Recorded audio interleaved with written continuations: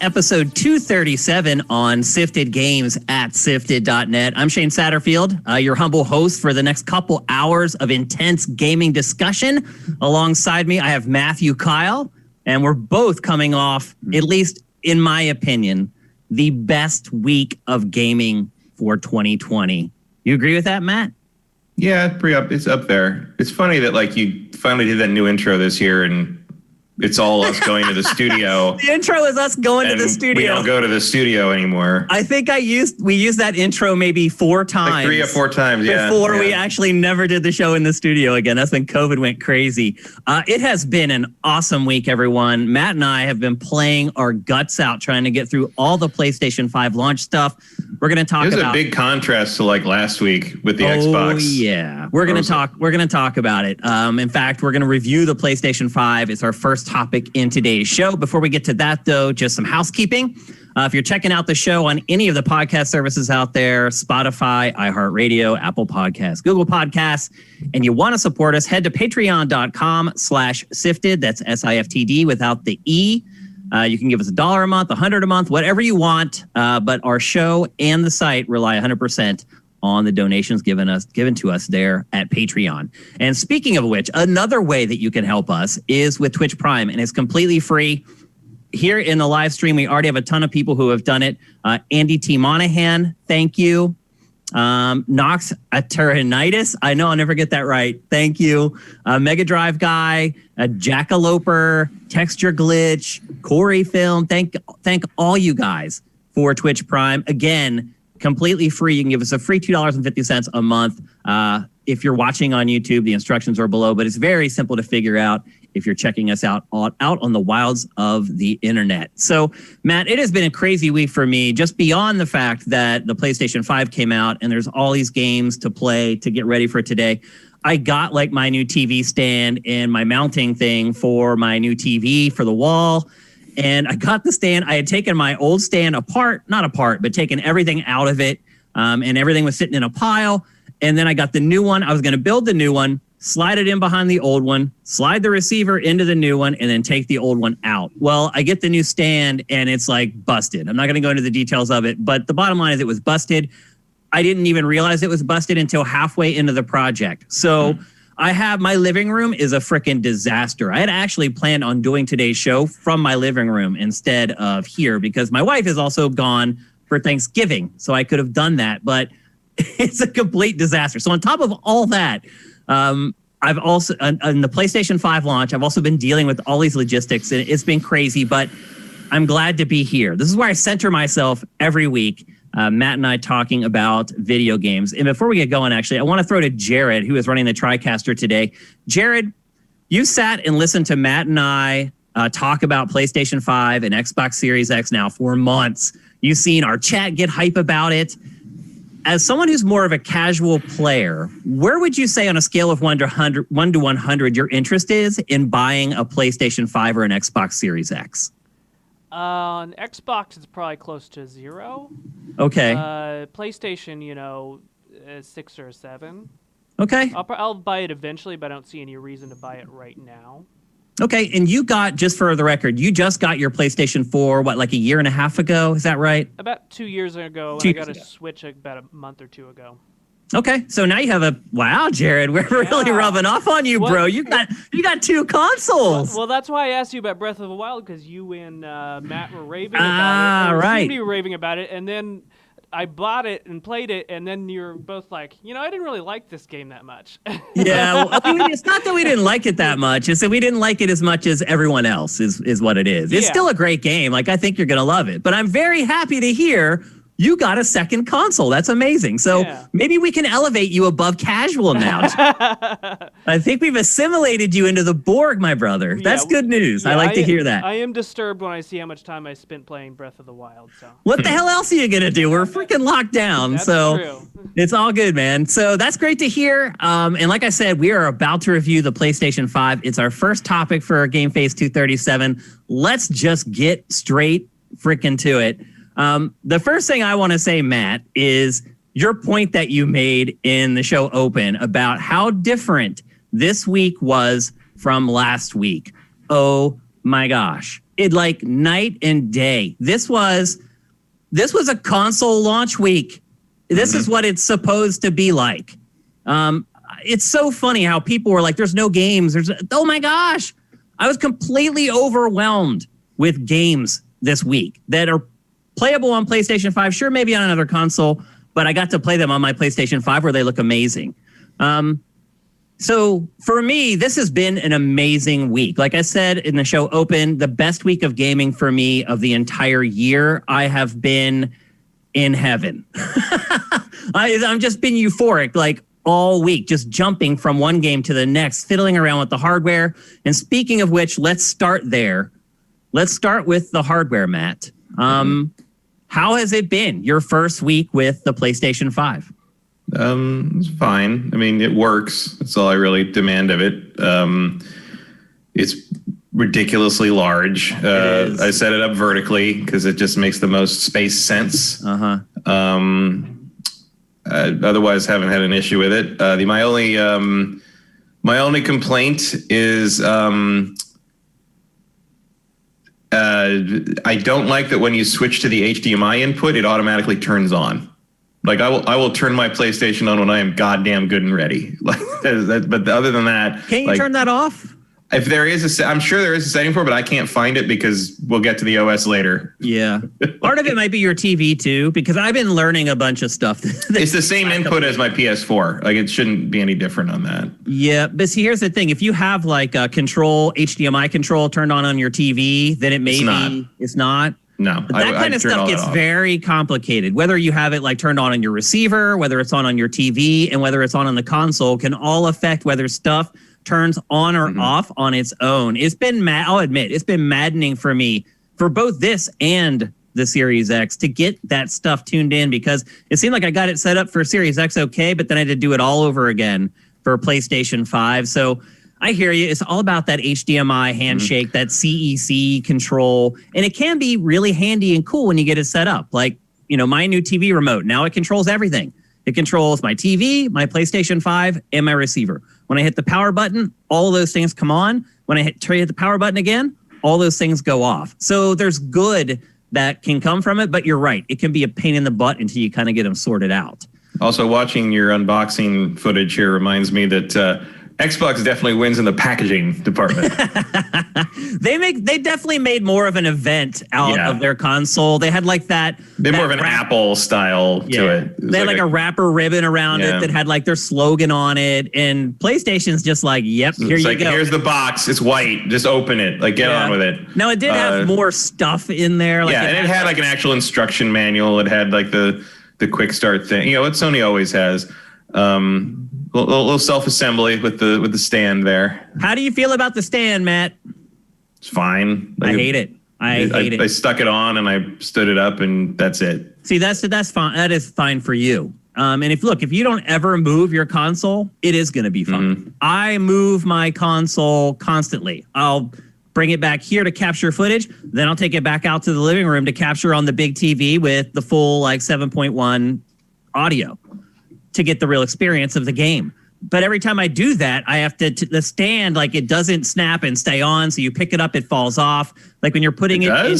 Yeah, it doesn't stay connected. Mine's literally screwed on. It doesn't come off. Oh, then maybe I need to screw mine on. Yeah, there's a screw inside the stand. If you open it, because if you rotate it, there's a little slot that opens. And there's a screw, like a metal screw in there you can pull out and screw in. And it's also, there's a little hole there where you're supposed to put the rubber dot that you take out. It's like a camera, basically. Putting a camera on a tripod. You have to, so it's like that. And I totally missed that. I actually used well, if you looked at the instruction manual, it would tell you. I did not. I will fully. It actually is like a coin screw. Oh, okay. I just used a nickel to screw it in. It holds fine. I thought you were going to say you had to put it horizontally in one room and vertically in the other, which wouldn't be a problem. Well, the bigger problem really isn't it that the stand doesn't stay attached, although that was annoying. The bigger problem is when you move it around, the stand is really flimsy and it feels like it may not hold up to a lot of moving around or bumping and jostling. And two, like I bring it in here and put it on top of my PC tower to capture, and it's an uneven surface on the top. So you have the stand, the foot that goes down in the little recess, and then the console like rocks on top of the PC. Like, I don't know. I think it was foolish design, in all honesty. I feel like the console should have been able to stand without the stand like their prior consoles have. Because they've released. It feels silly to have it rely for stability on something that can get lost. Yeah, but you look at their other consoles; they've always put out stands for them, but they weren't necessary. Optional. Yeah, and now it is necessary, and I don't know. I am a 100% function over fashion guy in pretty much every walk of my life. Everything has to just have a purpose, and if it's cool, aside from that, great. I don't think it's worth it in the sense that I think it's one of the ugliest consoles ever made. It is heinous. So like it's not even like it's in service to a cool look. It's just it looks terrible. Like I like it less the more I have it. I'll be honest with you. The other thing I've noticed is when you're laying it horizontal, the corner of the PS5 looks like a street corner. There's like a roof, and then the sidewalk comes out, and then there's a little light that peers down like a street light. Yeah, like I've almost like set up little dudes. I want to set up like little dudes that just hang out in the corner of my PS5, like slinging drugs or whatever. Like loiterers at the corner of the PS5. Yeah. So have you seen that Philadelphia Cream Cheese has put out a special cheesecake Philadelphia 5 thing you can buy? It's like a little kit, and it comes with a pan that looks like the PS5, and you make a cheesecake in it and put like a top over it, and it's like a cheesecake PS5. No, that's a real thing, and it's sold out. I believe it. Sold out of pre-orders. I'm fine with stuff like that. I think it's fun. It's fun. I tried to get one, but like, I just think it's funny that like you've got a completely unrelated companies piggybacking it's PlayStation 5 mania right now, Matt. Like everything is starting to set in now. The people who didn't get pre-orders and everyone's got them and they're seeing everyone play them. They're getting FOMO, and now they're really starting to engage. Screw. You see the screw? Yeah, there it is. And now they're really starting to engage with the process of trying to get one, and it is tough out there. Yeah. Real tough. And the prices on eBay, like I wouldn't pay them. And I'll say this right now, before we even talk more about PS5, I would not pay those eBay prices. I would not. Oh, no. If I would get a PS4 Pro for a couple $100 off of eBay first and just kind of limp along with that for a year or so before I would pay those eBay prices. But anyway, I know a lot of you guys are trying hard. I really wish y'all luck. I hope you guys find them because I have been loving the hell out of my PlayStation 5. It has been completely different for me from the Xbox Series X. I'll be honest with you, Matt. I have not turned my Xbox Series X back on since last year. I have. I went back to Assassin's Creed a couple times. Oh, see, I did not. The only reason I would go back is for Watch Dogs Legion, and I think I'm probably not going to play more of that game until maybe next year. So I have no reason to go back. I have not turned it on again. It has been completely night and day for me, PS5 week versus Xbox Series X week. For me, the Xbox Series X ended after I learned the ins and outs of fiddling with the hardware. Yeah. Well, I mean, technically, the Xbox Series X was 2 days. Yeah, that's true. Or 3 days if you count the time I waited for the PlayStation 5 to show up in the mail on Thursday. But I went back and played Assassin's Creed a few times still. I did too, but I played it on PS5 because I was playing on PS4. So that was different. That's not really an Xbox thing more than like what I bought the game on. Yeah. I went back and installed a few more things on Xbox to see what it looked like, but I actually think the last thing I installed was Red Dead Redemption 2, and I forgot to go back when it finished to load it up. So I mean, PS5 has definitely absorbed the majority of my time since it arrived. The one thing I will say is everything pretty much worked on PlayStation 5 that was supposed to be there on launch day and was supposed to work. There was a few issues. Like I had a problem with charging my DualSense while the console was in standby mode. They released a firmware update last night that seems to have fixed it. So that was my big issue. I would put the console in standby, plug the controller in, come back here and work, go back out to play, and the controller would still be dead. Charging through USB-C, I've noticed, can be slow at times. I've had that problem with the Pro controller on the Switch, especially if it's not turned on, if it's not actively on. And sometimes when I plug it in like my laptop, it just doesn't charge. The thing I've noticed on the DualSense, I've mostly been playing unwired, like unplugged, and then when it gets low, I'll plug it into the cord attached to my laptop. And I've noticed that the charge stays constant like that, but it does not get fuller. Like it doesn't fill. So like clearly it uses enough power when it's on that you're not going to charge it while using it because it's using it at the same rate it can basically eat it. I think. Well, I have not had a problem with it. It's charging very, very slowly. Well, if it is charging, and I figured this out because when I went back, I could tell it hadn't charged at all, and I started paying attention. If it's charging while it's in standby, it will pulse orange. Like orange lights will go up. And that was not happening at all until after the patch. And now it is happening. And it is charging now. So they seem to have fixed that. Other issues I had were just like where they moved stuff. Like being able to turn the thing off. I had to text you to ask you how to turn off the PlayStation 5. There's a lot of things where like I do not think this OS is an improvement at all. I think they mostly rearranged the deck chairs in the Titanic. Like that's exactly what they did. They just moved a bunch of the same functionality, but like it's in more inconvenient places. They removed some things that I like like you can't hit the shoulder buttons to jump from the left and right end of the panel line anymore, which is like why the fuck is that removed? Like they arbitrarily moved a lot of the options down to the bottom when you hit the PlayStation button. Yeah. And then if you want different settings, you got to go all the way up to the top and move over to the settings. It really makes no sense. It's just why are there 2 bars? Like I don't know.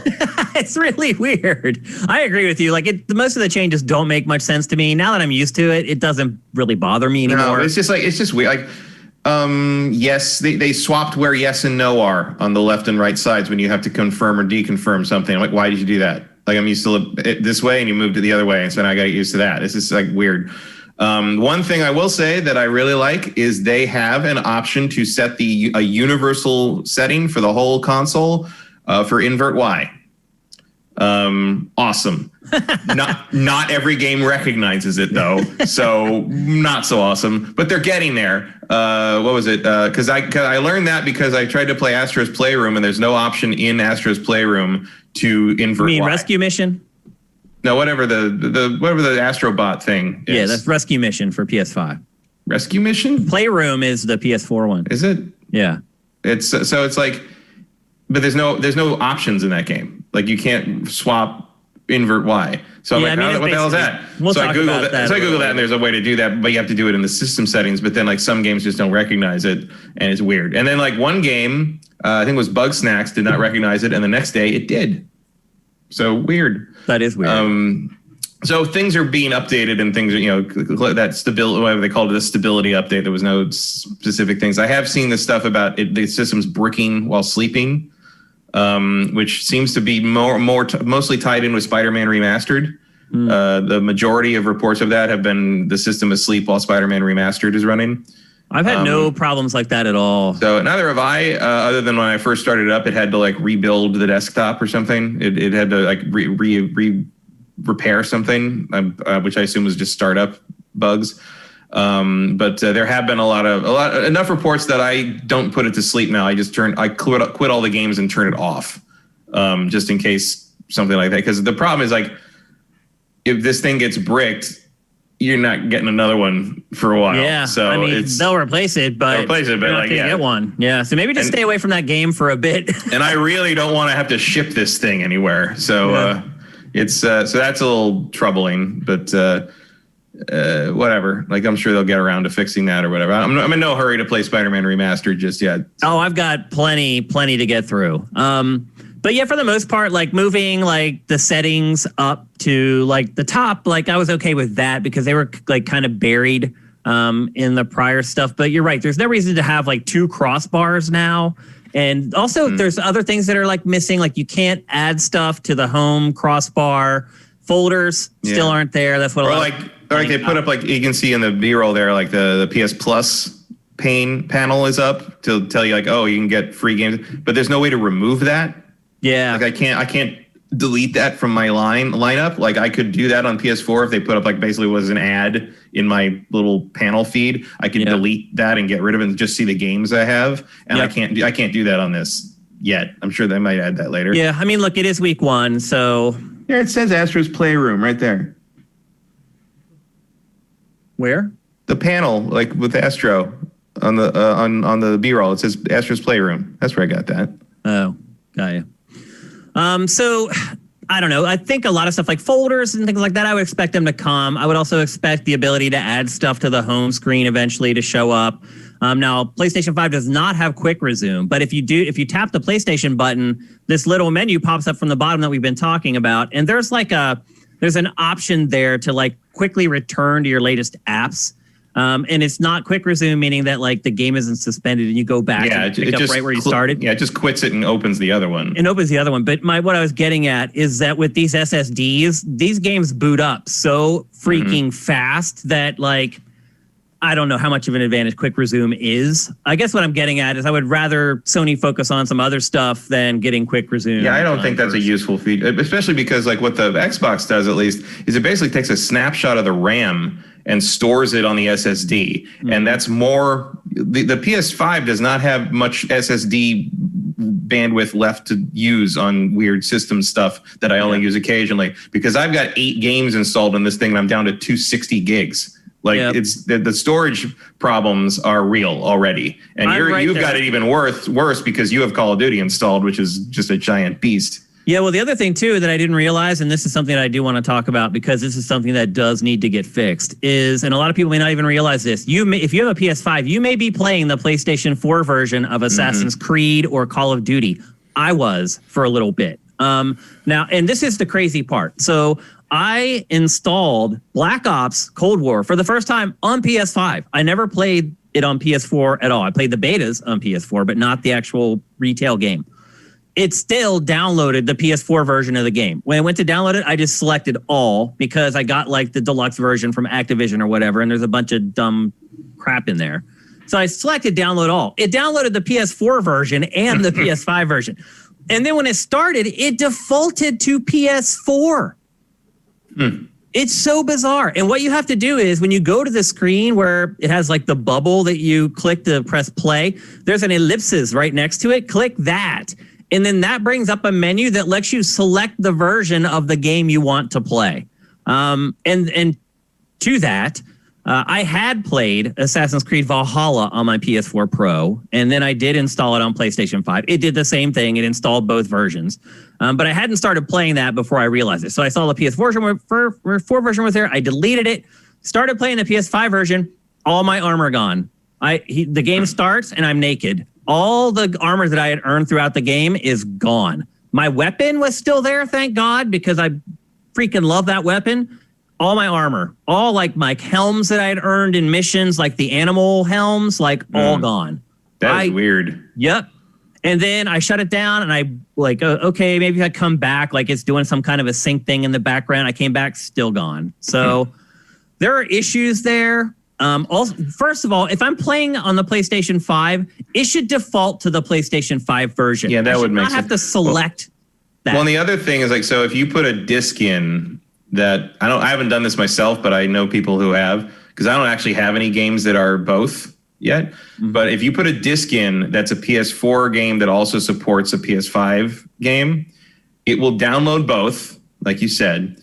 But here's the thing. What my friends have been doing is like they delete the PS4 version, so they just play the PS5 version, but they've switched games periodically. If you put the disc back in, it automatically starts downloading the PS4 version again, and you have to cancel it. Yeah, there's stuff that they need to figure out for sure. There's some streamlining that needs to happen in there for sure. All the stuff I've played with transferred saves from PS4 have just been PS4 games.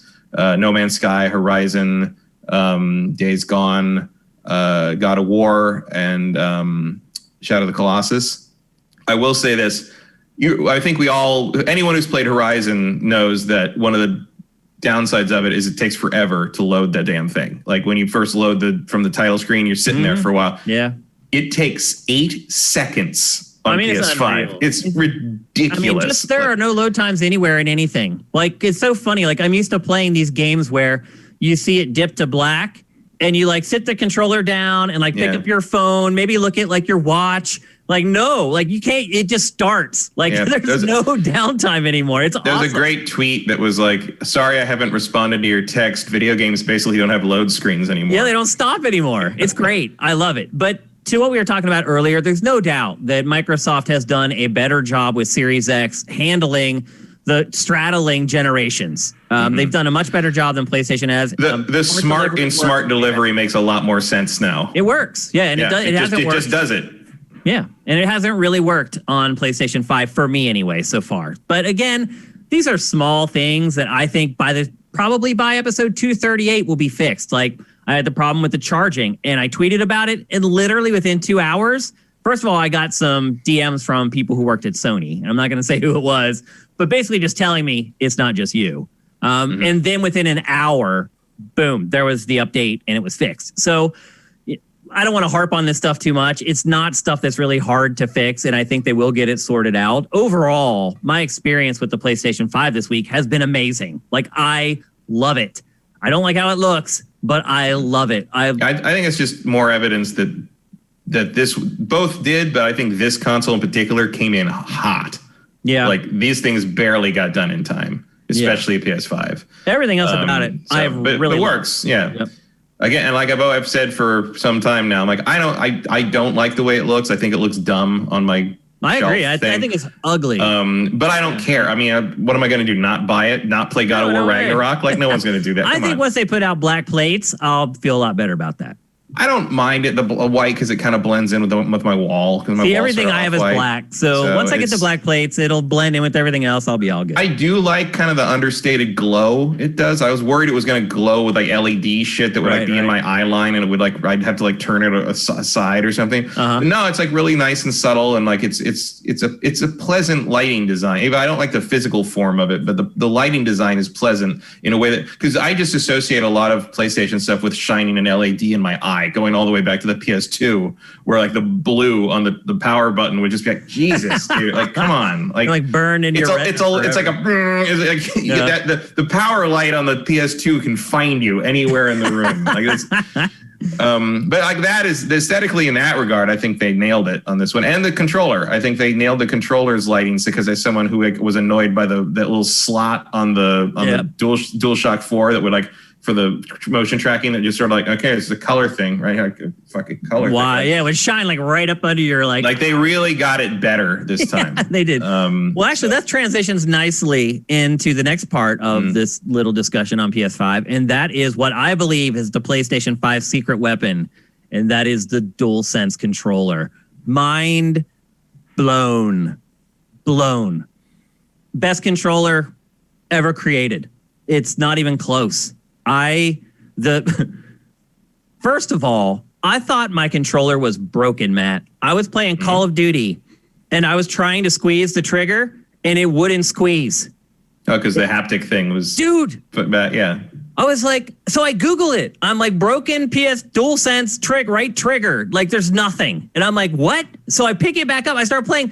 The controller simulates what it feels to the trigger. It's insane. It's like the GameCube trigger, but you can turn it on or off. I know it doesn't feel like the thing you want to do first with your new PS5, but I really suggest playing Astrobot. Yeah, we'll get to it. We're gonna have a whole because that game is basically a demo of what the controller can do. Yeah, and it's really effective in because there's nothing in the OS when you start the system up that really walks you through how the controller works. So you kind of got to do trial and error. And because a lot of this is pretty new shit, I think that game really walks you through it. Because that's how I learned the trigger could do that, because you have to pull it hard to blast off a little rocket thing it has. I'm I'm not going to break it if I do that. It's just that's how hard I got to pull. So it varies by game. So it varies by really gun in Call of Duty. Every gun, the trigger is different. It's mind blowing. And but I will say this: I turned it off because for competitive reasons, I leave it on when I play the campaign. When I play multiplayer, I turn it off, and I will, because it's weird.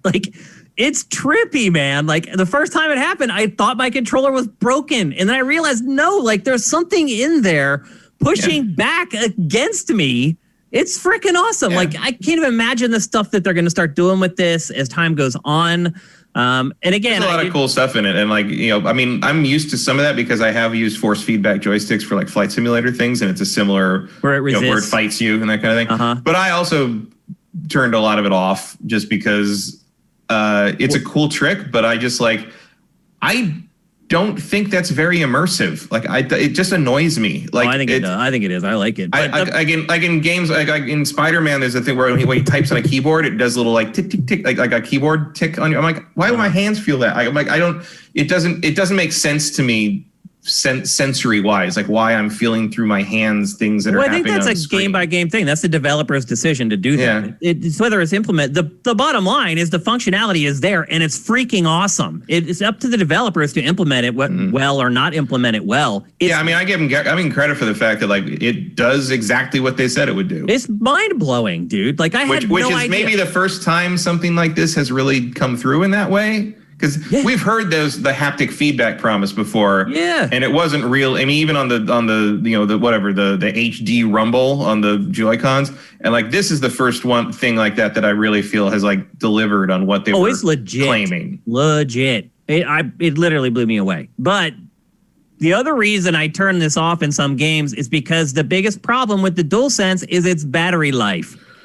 It does drain the battery pretty fast. It just the DualSense battery in general just does not last that long. Like my guess right now, and I haven't like timed it or anything, my anecdotal guesstimate is about 3 or 4 hours of hard play, and I'm starting to get the alert. And that's with all the rumble, the haptic feedback, everything turned on. Now that I've turned some of that stuff off, it seems to last longer, but bottom line is it's not as good as the DualShock 4. It's not even close.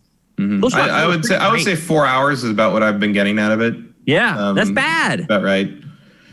I mean, I have a laptop with a charging cable right next to me, so it doesn't really matter to me. Do you have two controllers, or do you just keep it plugged in while you play? I just keep it plugged in while I play. Which isn't great. I do actually have two controllers, but I haven't opened the other one. It was part of a bundle. That's like the stupid bundle thing gave me all this stuff, an extra thing, extra controller, a game I didn't want, like that kind of thing. So, but I do have a backup controller if I end up with a PS4 situation where this one breaks after a year. Well, this is a perfect opportunity for me to bring up that JM Rain, the person in our chat who always makes it rain and brings the hype train every week. He sent me a DualSense controller. He got an extra one in a bundle, and he sent me one. So thank you very much, JM Rain, for everything you do on our live streams and for sending me that controller, man. I really, really appreciate it. But other than battery life, I think the DualSense is freaking amazing. It's good. It's definitely, I wouldn't go as far as the best controller ever, but it is definitely the best controller Sony's ever made. By far. Yeah, by far. By far. Making it thicker. I know there was some criticism of how like thicker, like a more Xbox design in terms of how fat it was, but that makes it feel way better. Like it fits in the hand better than any other PlayStation controller ever made. There's not even a question. Yep. I saw someone asking in chat about 3D audio before we move off of the hardware stuff. I do not have I don't have height with my setup, and I haven't tried to simulate it yet. I don't have enough speakers, unfortunately, to do that stuff. Yeah, I have a 5.1 setup that's built into my ceiling, and I can definitely hear the difference. Like when I'm playing Spider-Man, I can hear pedestrians over here and over there. Like it's definitely like noticeable, but I don't have like a 7.1 or an Atmos thing that would really take advantage of it. So yeah, my receiver is still it's about 6 years old, so it's still it has all the best codecs from then, so it doesn't have a lot of the latest ones. I am planning maybe next year or the year after to do a complete overhaul of my home entertainment center because right now the way it came when I bought this house is the AV stack is in the garage, and it's wired through the whole house, and so the HDMI. So the way that the thing in my house works is the HDMI from the consoles goes into the TV and then out of the TV back to the receiver and then back to the speakers. So there is a little bit of lag introduced by that, having to go to the garage and back. For sure. And I would and also I can't really add things because they're all in the wall, right? Yep. So eventually I want to basically replace all that with a full Dolby Atmos in the living room setup, and the stack will be over in the corner, and it'll be all self-contained, and I can have a much more robust sound system. Also, place where I want stuff in your ceiling will stay there. It's always going to be there, and it's going to be as part of the house sound system and all that. That'd be cool. But I'd really like to, it's built to be like, oh, here's 5 speakers, and the rear speakers are just far enough back that they're sort of behind you, but not quite behind. Like I would want to have this thing. I want that THX fucking the audience is listening thing to really blow you out the back of the kitchen. It's like that's what I'm here for. So I might do that like next year or the year after, and then I can tell you more about the PS5's But then I guess I would also need to upgrade the TV. And I was see, that's how it happens. It just you're like, I like better sound, and then all of a sudden you spent $6,000. Yeah, see, my spending spree is over, Matt. I had to call it. Well, that TV is going to last you for a decade. The TV, the 2 consoles. I had to buy a new entertainment center. All the mounting stuff for the TV. I am tapped out, and Christmas is coming, so I'm like, man, it's gonna be a lean winter, but it'll all be worth it. Like you said, that TV will be my bro for probably the next, like, maybe till I die. Let's be honest. I'll probably never buy an 8K TV, or at least until it dies. We'll see who outlasts who. The way they build electronics these days, I think the TV might win. But anyway, I have loved this week with the PlayStation 5. To me, it's been night and day from Xbox Series X. It feels like a legit console launch to me. I have been excited, exhausted, burning the midnight oil trying to get through all these games that we're going to talk about on today's show. It's just been awesome. Like I said, the best week of gaming for me of 2020, and probably the best week of gaming for me in a few years. So I've loved it. Matt, what's your kind of final verdict on PS5?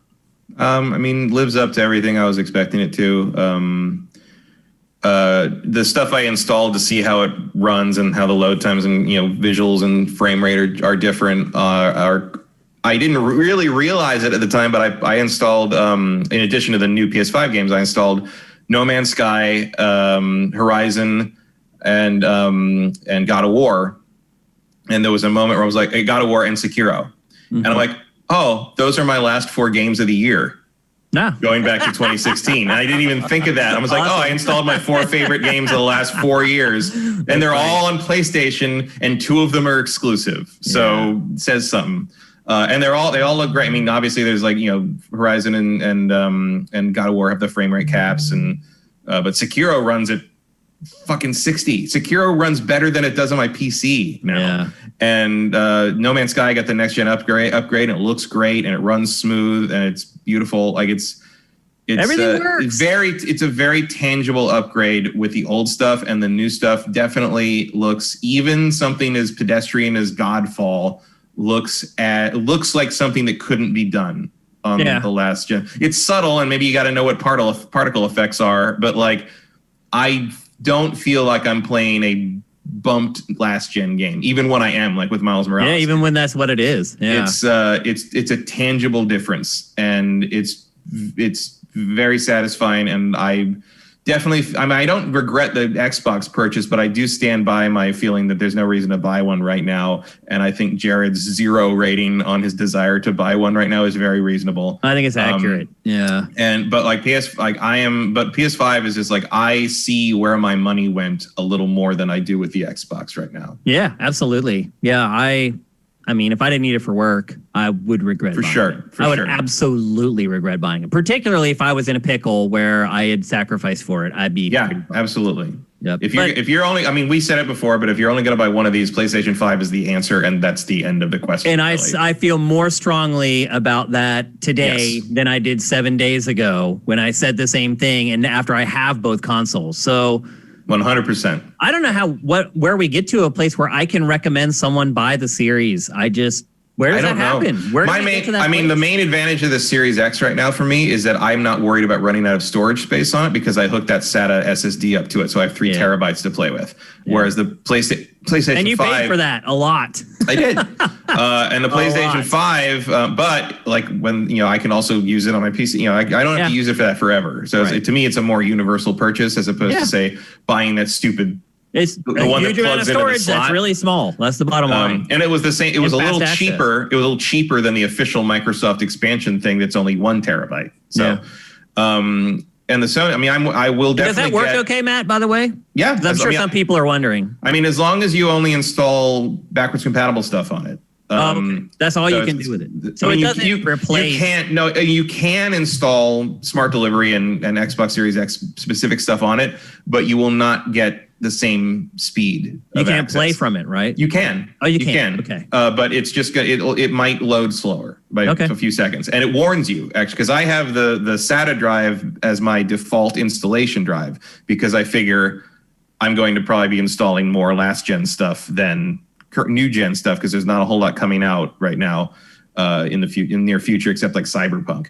And when you go, so when you have it set like that, I can't wait for that, by the way, on these consoles. Oh yeah, when you have that, when you go to install, whenever you go to install something that has smart delivery, like Forza Horizon 4 in this case, was the first thing I installed after I hooked the drive. Me up. too. It tells you it's the game I've played the most on my Series X. It tells you this will work better if you install to the internal drive. Yeah, and you pick the internal drive, and it does that. It will still play if you put it on the external. Okay, but but according to Digital Foundry and according to my own playtime, you won't get any extra juice out of an Xbox One game by putting it on the internal as you will put it on the external SATA SSD. So you basically save the internal stuff for smart delivery stuff. Gotcha. So that's how that works, and it works great. It's fun. And meanwhile, the PS5 is like, yeah, we got room for maybe one more thing right now, and then you just gotta sit there and hope that one day Sony announces which drives you work with it. Because right now the external hard drive, like regular external hard drive, where you can play old game, you can play old PS4 games off that. But that is also suspected to be playing a role in that brick during sleep problem. So no one wants to hook up. I would just stay away from attaching anything to it. Yeah, let them. It sounds like let it run on its own. It sounds like let them update it a few times, and then we'll see where we are, like in December. Eve Demon is saying that they put out new Cyberpunk footage. I did see that was published. We had it on Sifted, but I did not watch it. He's saying it looks like it runs poorly on Series X. Is that right? No, that's not true. It runs at like 30 frames a second. I mean, that's still not great. I mean, if you expected Cyberpunk to run at anything else on a non-PC, you were out of your mind. Yeah. And it's not encouraging though.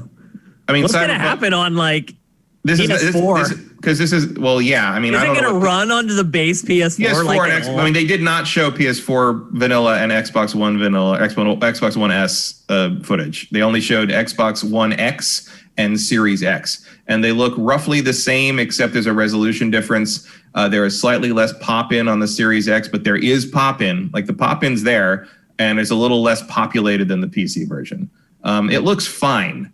But this thing was always, and also let's not forget, it's CD Projekt Red. CD Projekt Red's games come in kind of busted, and like a year later they look great, and there will be a full next gen upgrade next year at some point. So I'm sure we'll address some of this. But right now you're going to be playing the Xbox One X version with a slight bump on the Xbox Series X. So if you aren't planning to play this on PC, you are going to get a subpar experience one way or the other.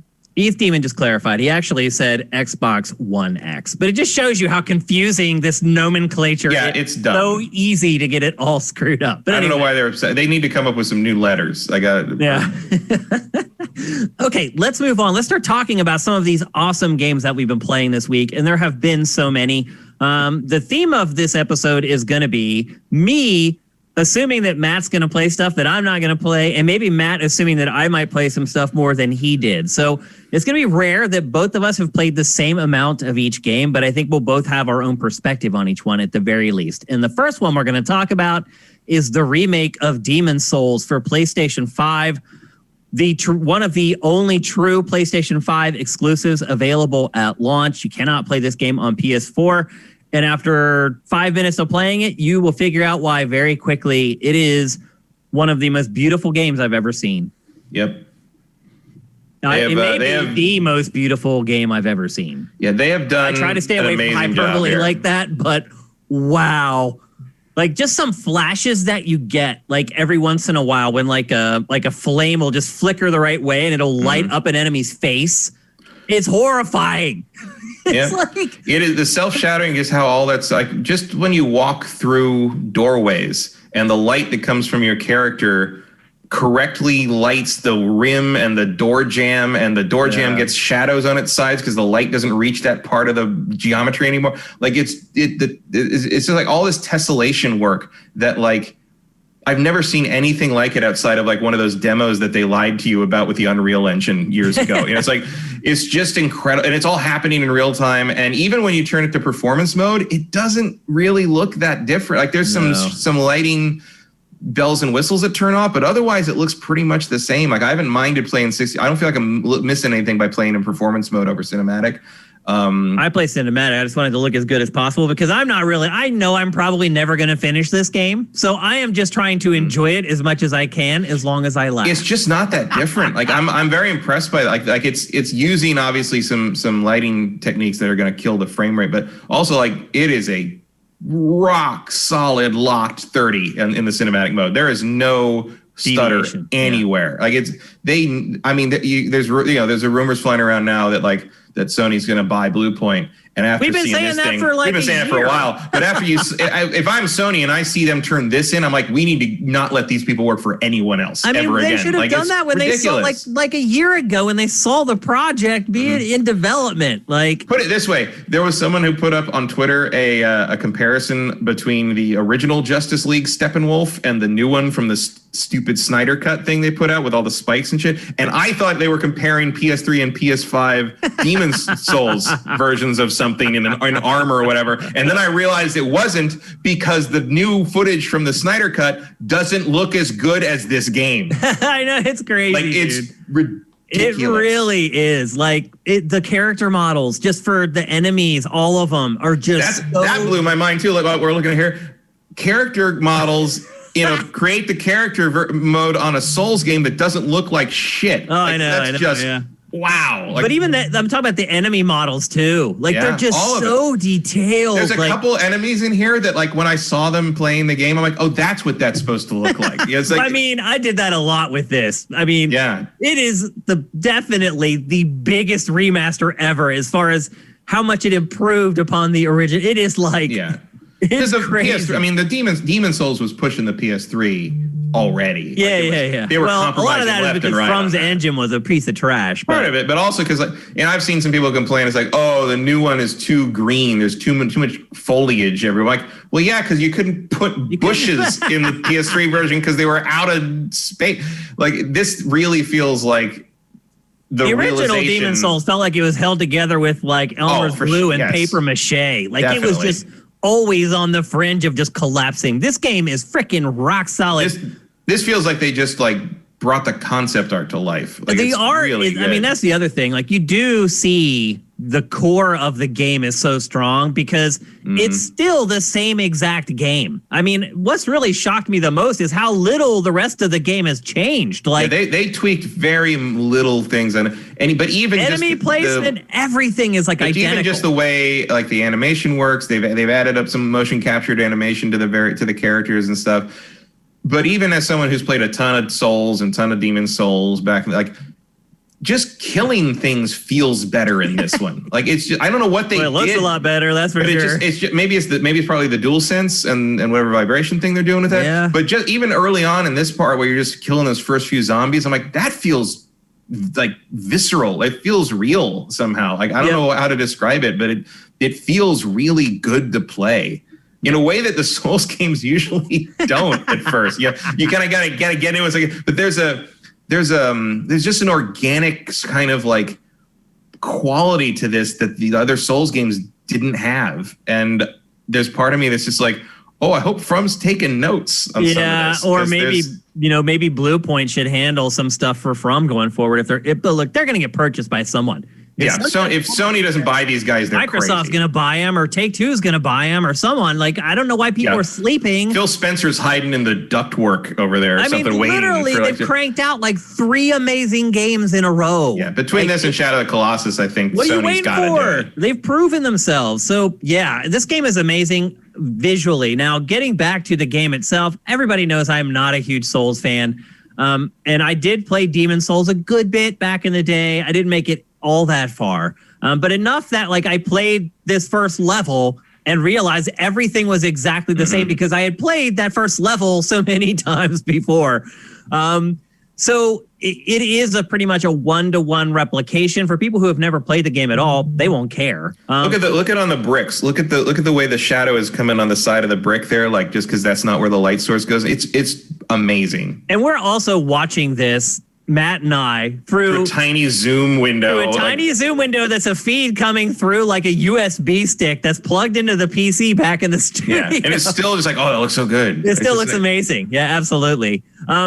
but maybe some people are like me and you're not a big Souls fan and you're wondering, is Demon Souls maybe the better choice? I would say this. I would say, well, yes, I would say it is.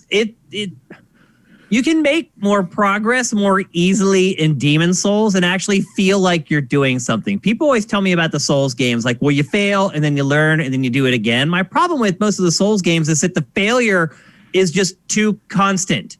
With Demon Souls, like the levels are all self-contained, like you start each level from a hub and then you just have to like complete the level. So it gives you a very clear goal. The other thing about it is that it isn't an open world. So you can't just accidentally stumble into something that you can't kill. Everything you face in Demon Souls, you know you can kill or it wouldn't be there because you have to be able to complete the level. Well, you can, some of the things you can't kill, but they're going to be very obvious because they're going to be the size of Godzilla. Right. Like, it's like probably not time to try this at level 4. You know, like, and speaking of which, I played the first level twice and I never even managed to hit the boss. Like as soon as the boss fight starts, he just rushes me and I get trapped in the corner and I die. But then I like went on YouTube and I saw other people who actually fought him and kill him, like right there. Oh, what, the big fat demon guy? Yeah. Yeah, like that first boss. Yeah, he's supposed to kill you, but you can win. Oh, okay. I saw someone beat him on YouTube and I was like, wait a minute. Like the second time I just let him kill me. I didn't even try to fight. No, in the game design, you are supposed to be killed and go to the Nexus. Right, and go to that Nexus. But you can, but like in classic From style, if you are good enough, just like in Sekiro, that first fight with the big samurai guy, like you're supposed to lose that fight, but you can actually beat him, and then you get the cutscene where he just like, nah, fuck it, I'm gonna kill you anyway. Right. So like that can happen. So From always lets you do that. So like it doesn't really get you anything, but it's a cool thing to say like I'm that good at this game. I can't do it. Yeah, but so I'm not great at these games. I made it. I could play at least like 30 minutes into this level before it even started to get like dicey for me. Now I will say this. One thing this game does do that the Souls games continue to do is it will throw a new enemy type at you out of nowhere that you haven't dealt with before, and it'll like kill you instantly. So what happened in both of my runs was I made it a long ways, and then I would encounter an enemy that like I hadn't encountered before, and they hit me a couple of times, and I died. And the second time I played through it, I made it past those enemies because I knew how to deal with them.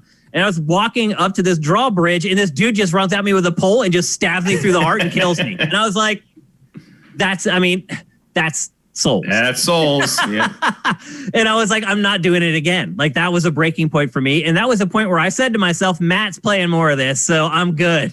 Yeah. I have not actually played a ton of this because I do need to be in a certain frame of mind for the Souls games. I can see that. So I played the prologue and I played the first zone, up to the killing the blob phalanx guy, just to see what, because those, like you said, I'm very familiar with those first two levels just from having played them many times back in the day. Yeah. So I just wanted to kind of see what it looked like, and I did, and it was great and no problem. So when do you think you're gonna really play it, or will you? Probably later. Like I'll get to it. Like I'm done with Miles Morales now, so like I feel like that's kind of next on my list. There's we'll talk about some other stuff I've played that I feel like I've kind of gotten what I need to get out of them for now. Like I said, like Souls is a thing the mood has to strike me on. It's not something I can just play every day all the time. I know there's people that this is all they play, and more power to you. But I gotta be. I would go insane. I gotta be wined and dined a little bit by the Souls game before I'm into it. We'll see how it goes. But part of it on the first date, a little bit. Part of the draw though is like just it looks so good. Like it does. See, like wanting to see how. I can't believe you're not playing it, Matt. Like I figured you'd get to that first boss and see it and be like, "Oh, hook, line, and sinker." I'm not. I am not a graphics whore. All right. I mean, it's cool. I love what they're doing here. This game, like, it made me want to play it. I'll put it to you that way. I love what they're doing with it, but like, it's not. It's the gameplay is the gameplay. And call me crazy, but I've had a stressful enough November already. So yeah, I mean, I'm with you. I think everyone's stressed out. But I did enjoy my time with this. But I should have added at the end of what I was talking about before is when I died, I had to start all over again. You go all the way back. You're back outside the building. You have to walk up to the building. You have to go through the whole thing again. And that's the thing we forget about Demon Souls is there were no bonfires. Yeah, Dark Souls is actually a little more forgiving about where you start when you die. Yep. And so when you die, that's it. You go all the way back. So my second run, I was probably close to like 40 minutes, and I died, and that was it. Yeah. I mean, Demon Souls is great. Like I certainly have an appreciation for it that I didn't have when it came out because I went. But it's easier too. They give you tons of health and a little bit, yeah. But I also enemies go down easier. I also find, it is in some ways a prototype for what they perfected in Dark Souls, and that remains true here. It is different. Like there's, I'm glad that it's not trapped on the PS3 anymore. Even if it didn't look like this, I would be glad if they just had kind of done like a remaster and saved it from sort of the PS3 prison.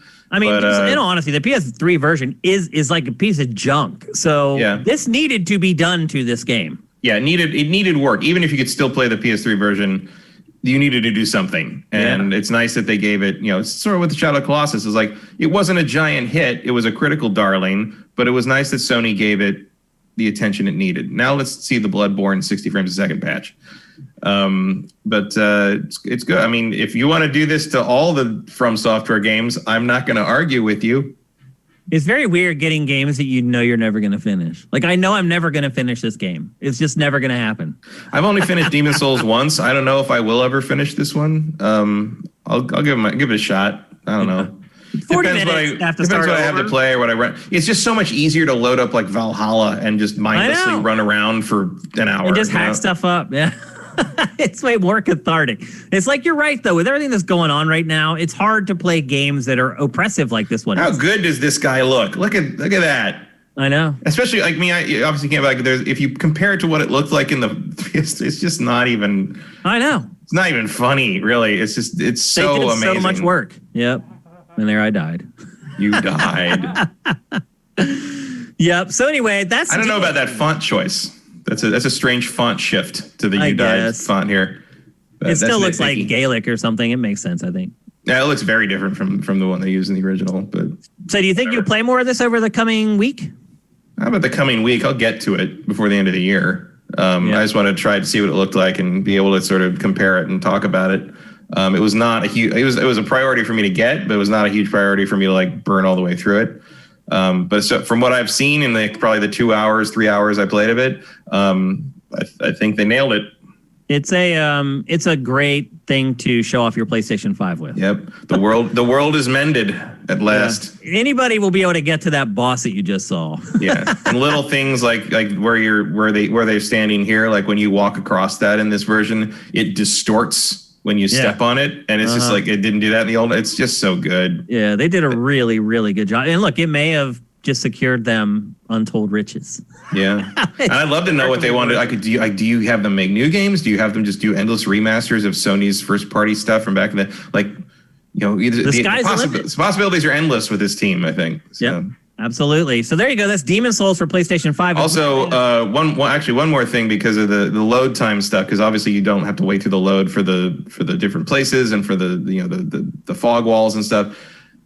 Going back to the Nexus on the PS3 version used to be a pain because the Nexus was sort of the place you had to go and upgrade stuff, and it was just like you had to go back and do kind of basic bodily. You're actually seeing it in the B-roll right now. This is the hub, and you can the hub world. Yeah, you can upgrade your weapons and. Yeah, it's where you got to go to kind of upgrade the character and sort of do sort of the basic maintenance between missions. And it was always a pain to go back to because it took forever to load back in. But now it takes like 2-3 seconds. Yeah. And going back to the Nexus is like a pleasure. Like it actually, load time is not something that bothers me a lot. But like in this game, I did already notice that it makes the game more accessible and more of a pleasure and more unified to not have to wait through all these load screens anymore. I don't know. I don't think it's going to be universal for me, but the lack of load time on this game in particular is a big, big improvement. It's been that way for me with every game, Matt. Every game. Just these moments where if you've been gaming for a long time, you have this almost like muscle memory built into you that when you see certain things on the screen, that's your cue that, okay, it's going to be a minute. Yeah. And then that doesn't exist anymore. That's so ingrained in me that when I think about fast traveling in Miles Morales, sometimes I won't do it because I'm like, I don't want to sit through the load screen. And then I have to remind myself that there isn't a load screen. It's just zap and you're freaking there.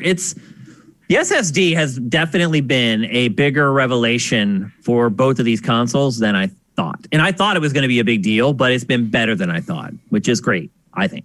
It's nice to be pleasantly surprised every once in a while. All right, so we'll come back to Demon's Souls on PS5. Chances of me playing a lot more of it, not very good, but I think Matt, maybe you'll come back to it, and then we'll discuss it again.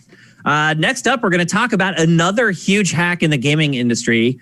A few months ago, Nintendo was hacked. All kinds of stuff came out of that. A lot of retro stuff, honestly. A lot of stuff that Nintendo had worked on in the past. Not a lot of new stuff or things like business deals that they were working on. Well, this week, Capcom got hacked, and it was the exact opposite.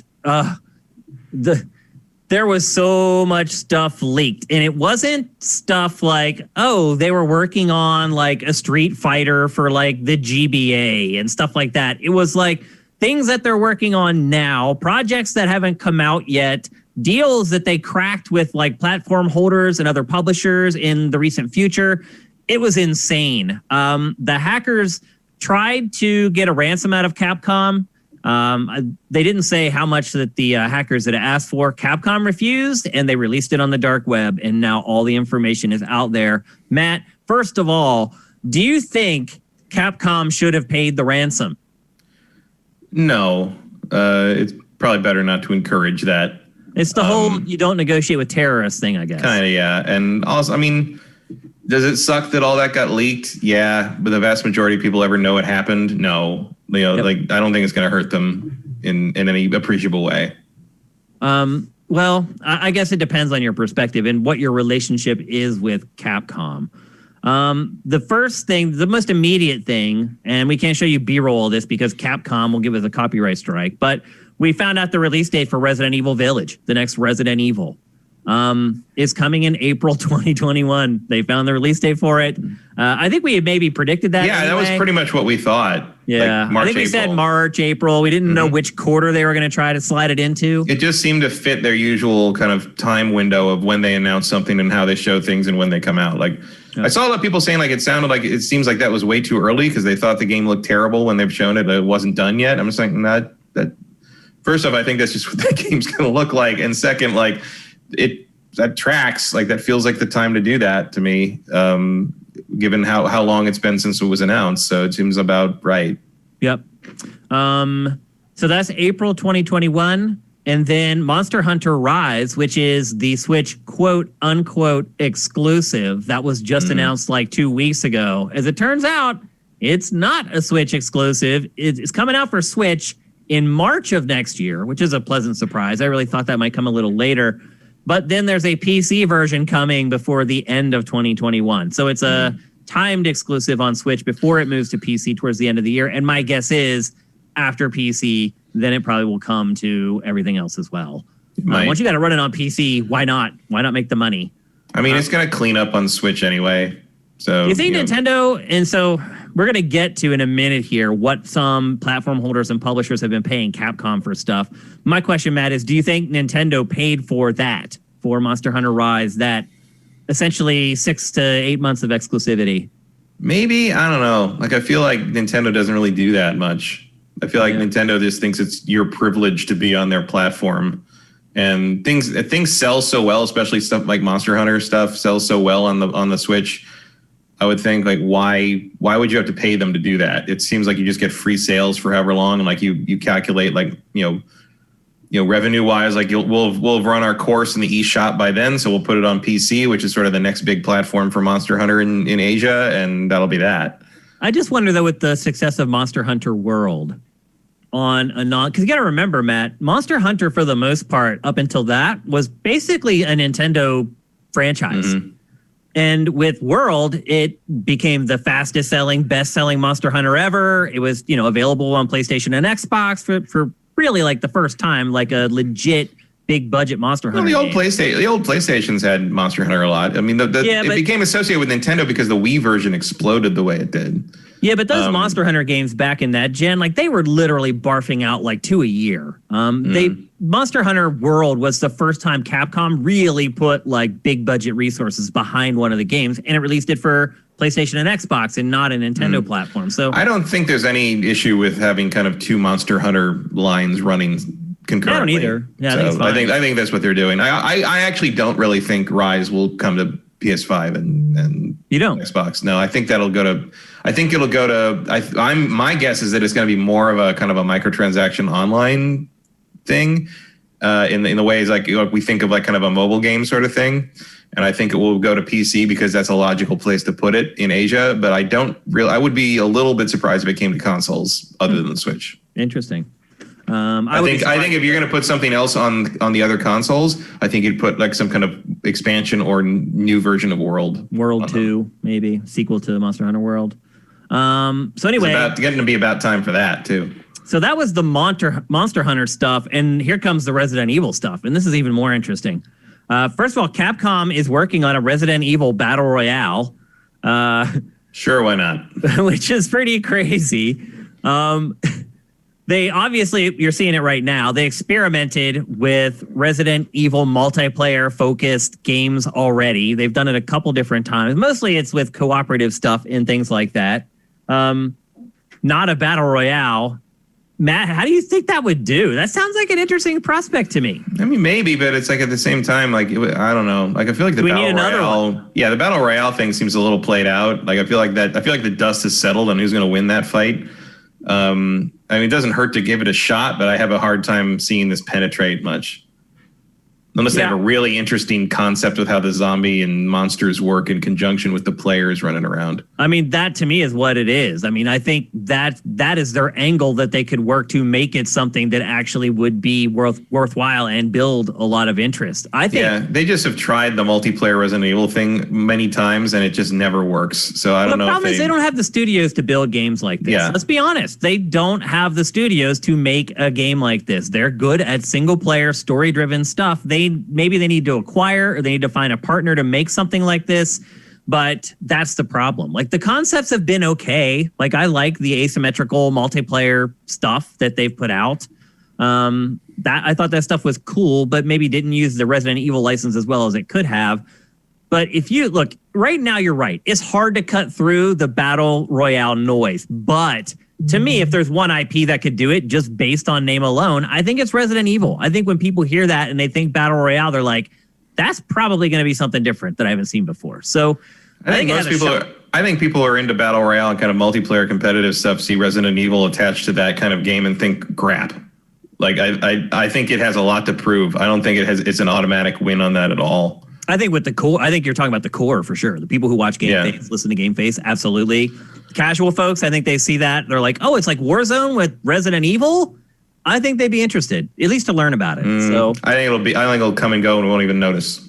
Huh. It's too little too late. There's never been a Resident Evil game that came and went without anyone noticing. Oh, there's tons of them. You know anybody who remembers Gun Survivor? Or some of those Outbreak games, like a lot of their spin-off stuff just does nothing. Like they sell. They still end up selling like 1 million, even of those like crappy Revelations games. They sell like a couple million of those. Anyway, and here's where it gets really interesting. We start learning some financial stuff from Capcom, and this gives us a frame of reference for so many other discussions that we're going to have on GameFace going forward. I feel like I'm going to pull up these numbers for a long time to come. So, RE7 and RE8 on Stadia.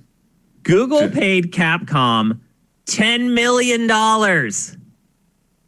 to basically just say, yeah, you can have our PC versions of those two games and run them on Stadia. $10 million. And then you figure they still get the split from whatever amount of sales there is.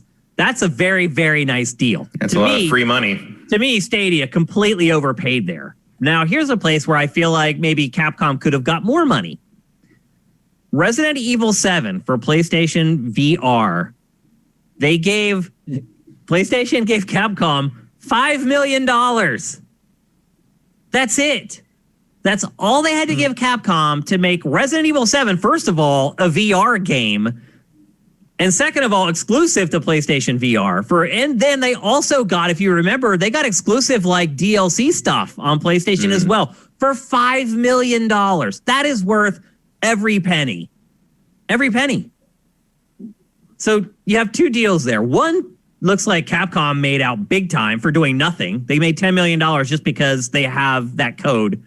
And then you have like where they got fleeced by PlayStation. And who knows, there may have been a handshake under the table about something else that's going on. Who knows? But on its face, that's insane. They could have got way more money from PlayStation for that. They undersold the PlayStation or the Resident Evil brand in that case. And then finally, there's a ton of stuff that leaked, but the final interesting thing that kind of leaked out is that right now, Resident Evil 4 VR is in development for Oculus. Interesting, right? I was like, of all the games, that one actually does kind of make sense though. For VR. Do you shift that to first person? Maybe, but that game already is a turret shooter. I mean, that's what it is. You can't even really move and shoot. And that's what all shooters in VR are. They're turret shooters. You have to basically stand still while you're shooting. I think it makes sense. Or, I mean, it makes sense. To alter the view. You're right, though. I think it makes sense in the sense that it's the most popular one. You know, it's kind of the Resident Evil 4 is like the one. If you were going to play one in VR, it's probably the one you'd pick. I mean, obviously, I'll never play it, I guess, because I'm never going to have an Oculus. But you know, who knows? There might be a way to hack it, or might be a way to do something else. Although, again, I don't know. I mean, Resident Evil 4 has basically been on everything. Like they've adapted that to almost anything. Very few platforms left. The Wii, you know, got the Wii aiming version for that and stuff like that. So Resident Evil 4, it does seem to be something of a whatever you got, we'll put it on it for you. Put on that for you. So you know, if they're going to pay for it, why not? Doesn't cost them anything beyond what they've already spent. Yep. Like I don't think it's going to move the VR needle for Oculus or anything, but like it's interesting that so many companies, especially like Google, are willing to spend that kind of money just for the cachet of the Resident Evil name. Yeah, it has a lot of cachet. I mean, for them, it's just having a teaser trailer that just flashes up that's $10 million. Just a recognizable name in the they're like, they have Resident Evil. Which one was it? It doesn't matter. They have Resident Evil. But so anyway, to me, this was very interesting because I feel like even when I talked to Pactor about this stuff, like he really doesn't know how much money is going back and forth between the publishers and the developers and the platform holders and the publishers. Like that is a very closely guarded secret that just does not get out there. Even in the Nintendo leaks, none of that stuff was in there. But in this, it was. So it is kind of reframed my perspective on a lot of stuff as far as how I've looked at deals in the past where I was like, that's a bad deal or that's a good deal. Now I'm not so sure. So I'm glad that information got out there. I'm sorry it was at the detriment of Capcom. I'm sure a lot of publishers are like, man, I hope that they don't keep digging into that data because there's probably a lot more there that hasn't even been uncovered yet. But I wonder if that's like if the price they're getting there is like industry standard or if it's like lowball or highball. I wonder if like, you know, it could be like when like someone's salary gets leaked in a company and everybody finds out what Jim's making and they're like, wait a minute, that's not, yeah. I wonder if other companies are like, hey, we only got $2 million for putting our thing on PlayStation. Well, yeah, I mean, it could even be a case where Japanese publishers are getting better deals than Western publishers. Who knows? That's a good point. Yeah. But you start digging into that stuff, it could start to get a little dirty. So we'll see what comes up. I would definitely be interested in some of the phone calls that were made in the immediate aftermath. Yep. As of right now, those are the big bullet points from the leak. I'm sure more is going to come in the coming weeks. And as always, stay tuned to sifted.net. We'll have all that stuff as it comes out. I'm sure the modern vintage gamer will be covering all that stuff. We'll be curating all his content as well. But it is a bummer for Capcom. You never want people to see how the sausage is made. You just don't. No matter what you're doing and no matter what you're making, if you're a creative, you want people to just evaluate the end product for its own merits. And when the curtain gets pulled back like this, sometimes it can change people's perspectives a little bit. It definitely changed mine. Knowing like how much Capcom made or didn't make on these deals, I'm going to look at future topics on GameFace a little differently going forward. Up next, we talked about it already like several times. Astro Bot Rescue Mission, the PlayStation 5 pack-in.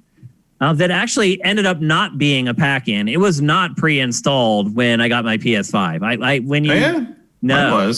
No, when you start doing the whole like initial boot up thing, it downloads it in the background.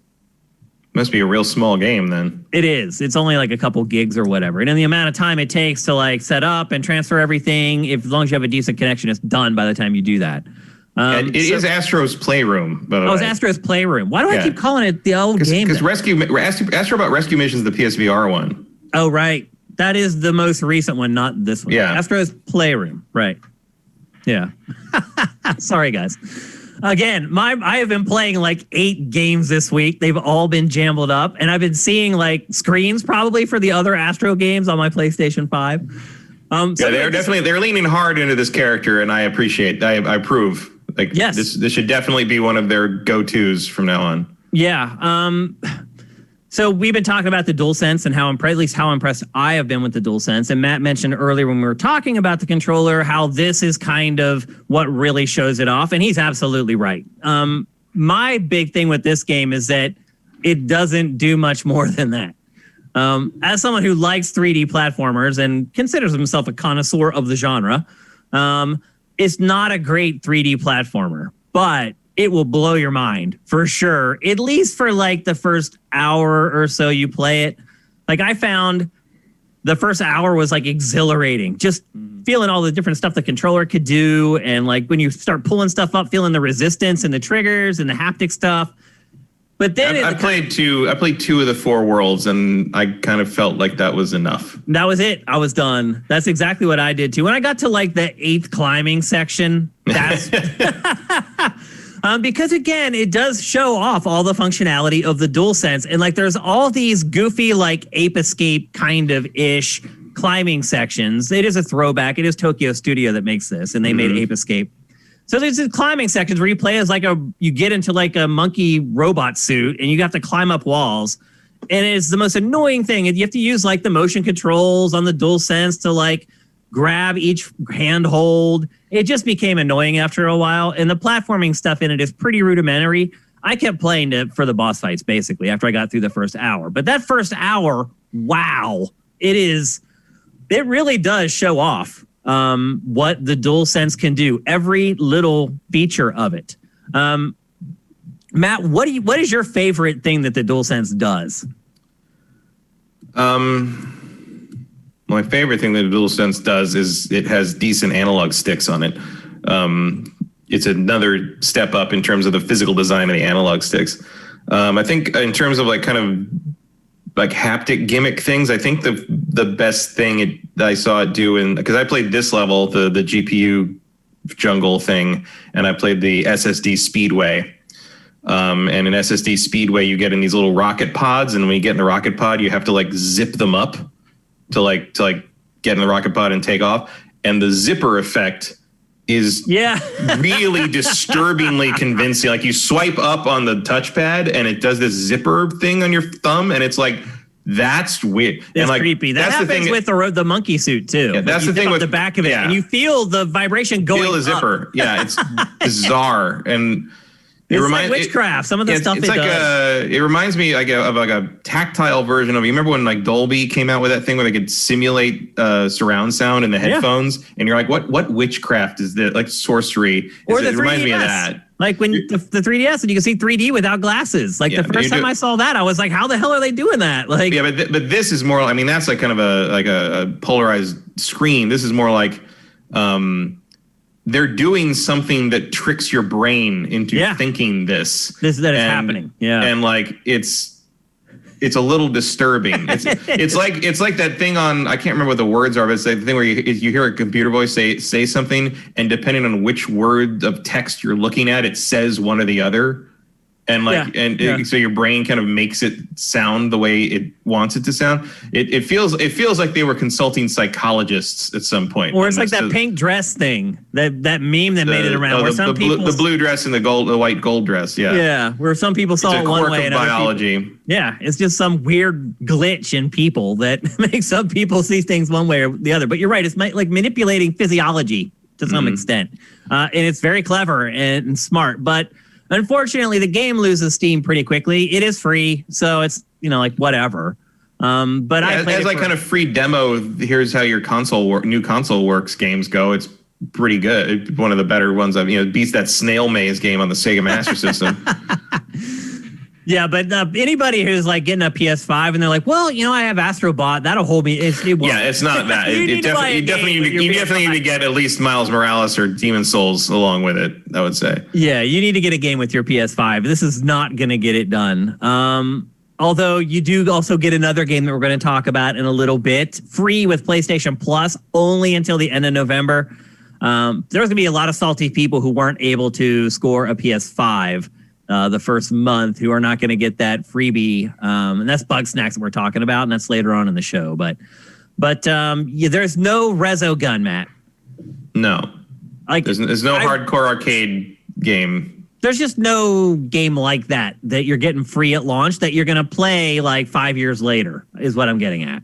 I mean, I didn't play Resogun 5 years later. I would just boot it up every once in a while and just play a couple rounds. It's fun. It's just one of those evergreen games that like, it doesn't matter how many times you play it. You still can glean some fun out of it. So, and Astro Bot is not that. It is a one-trick pony. And unfortunately, I think the reason it loses some of its allure pretty quickly is because it does show off everything the DualSense can do. And it does that in like the first mission.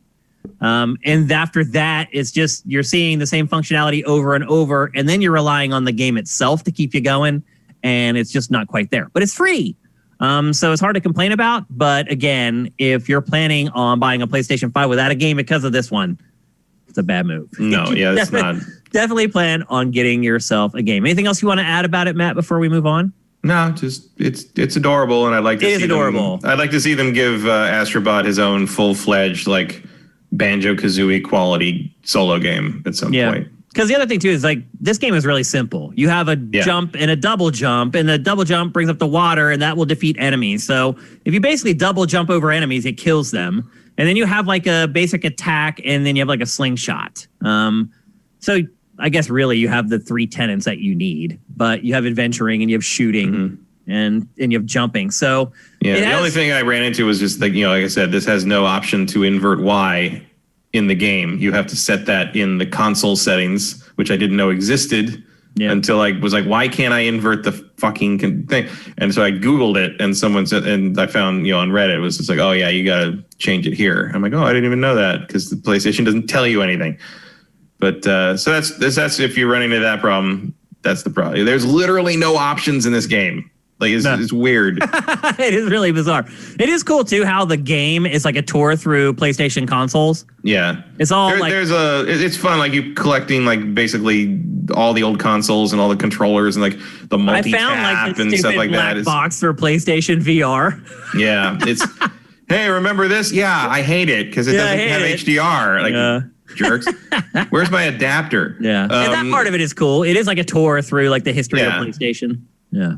But it's you got a little museum you can look at, and so it's fun. Yeah. It's like, I guess so. I guess it's probably cooler if you grew up with PlayStation and weren't like in our 20s like us. Like it's better than I thought. I guess I'll put it that way, but still not great. You're collecting puzzle pieces to make little murals of each generation, and it's fun. It's whimsy. Yeah, it's if you need some, you may need some whimsy at the launch of the PlayStation 5. Entirely pleasant. Yeah, because even Bugsnax appears whimsy, but maybe not so much. We'll get to that. All right, next we're going to talk about Call of Duty Black Ops Cold War.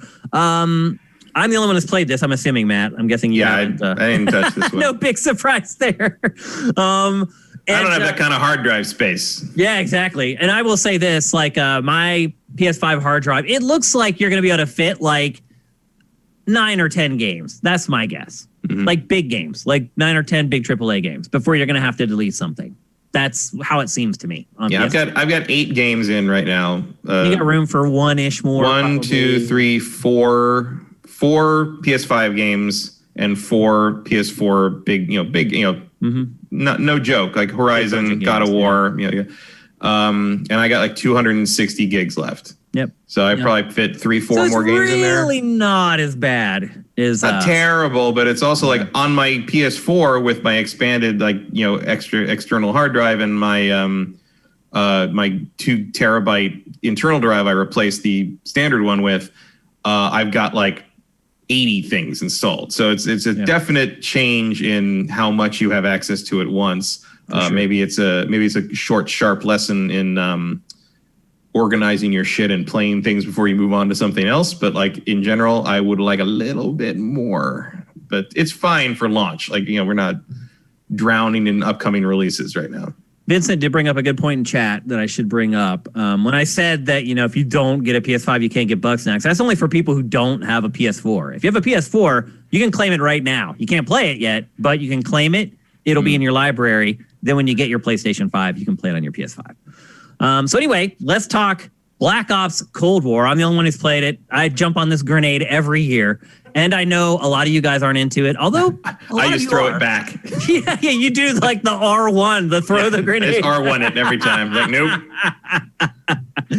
I know a lot of you guys don't care about Call of Duty, but actually a lot of you do. The game, like it or not, does do a lot of traffic on Sifted. You guys care. Some of you guys may not like outwardly share that you guys care about Call of Duty, but you do. I'm still going to try to keep this conversation pretty short because I have already talked about the multiplayer ad nauseum. And I'll just kick it off at the multiplayer quickly because I do want to address if anything has changed. And some of it has. First of all, when I first started playing, they had completely rebalanced pretty much every weapon. All the weapons that I had used in the beta that were effective couldn't kill anything anymore. The other thing that they changed in the multiplayer from the betas and the alpha, the enemies take way more bullets to take down now. It's way harder to kill enemies. The funny part was they said the game was going to be like that. I played the alpha and the beta and it wasn't. And then for the final game, they actually ended up instituting it, which is really bizarre. So just to be honest with you, I felt like I was starting over again when I started playing the final retail version of the multiplayer. There's not enough maps. There's like 8 maps. And I had already played, I think they ended up releasing 5 of the 8 in the last beta. So I had 3 new maps to play, and the rest I had played honestly to the point where I was sick of them. So I'm playing through a few new maps. And I can see why they were the 3 that were not included in the beta because they're the 3 worst maps in the game. So they need a lot more maps. The operators, there's 2 that you can select. I was level 21 before I unlocked the first operator. That's insane. And the unlock speed is slow for everything. Everything. All wild cards, all that stuff. It takes forever. Attachments for your gun takes forever.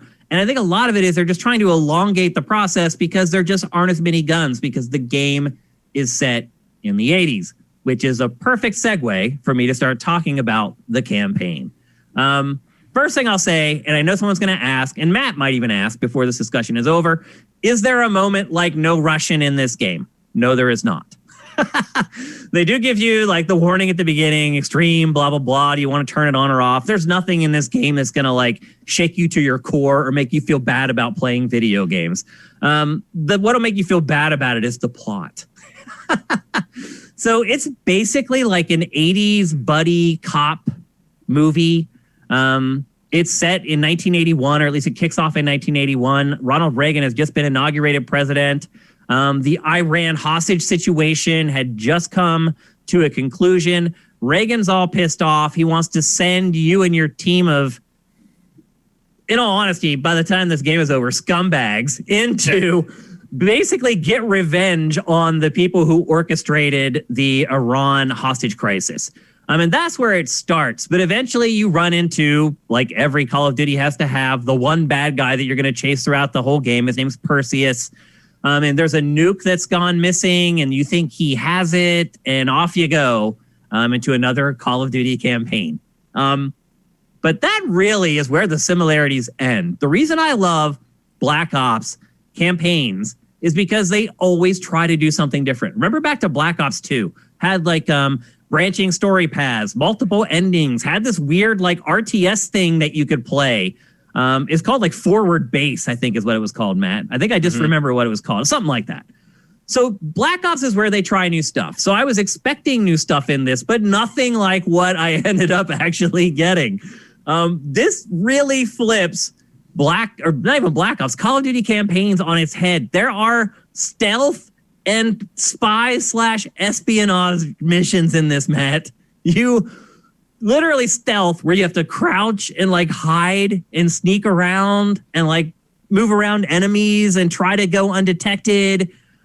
And then once you get in there and you sneak past them, you pull out your camera and you take like photos of like documents.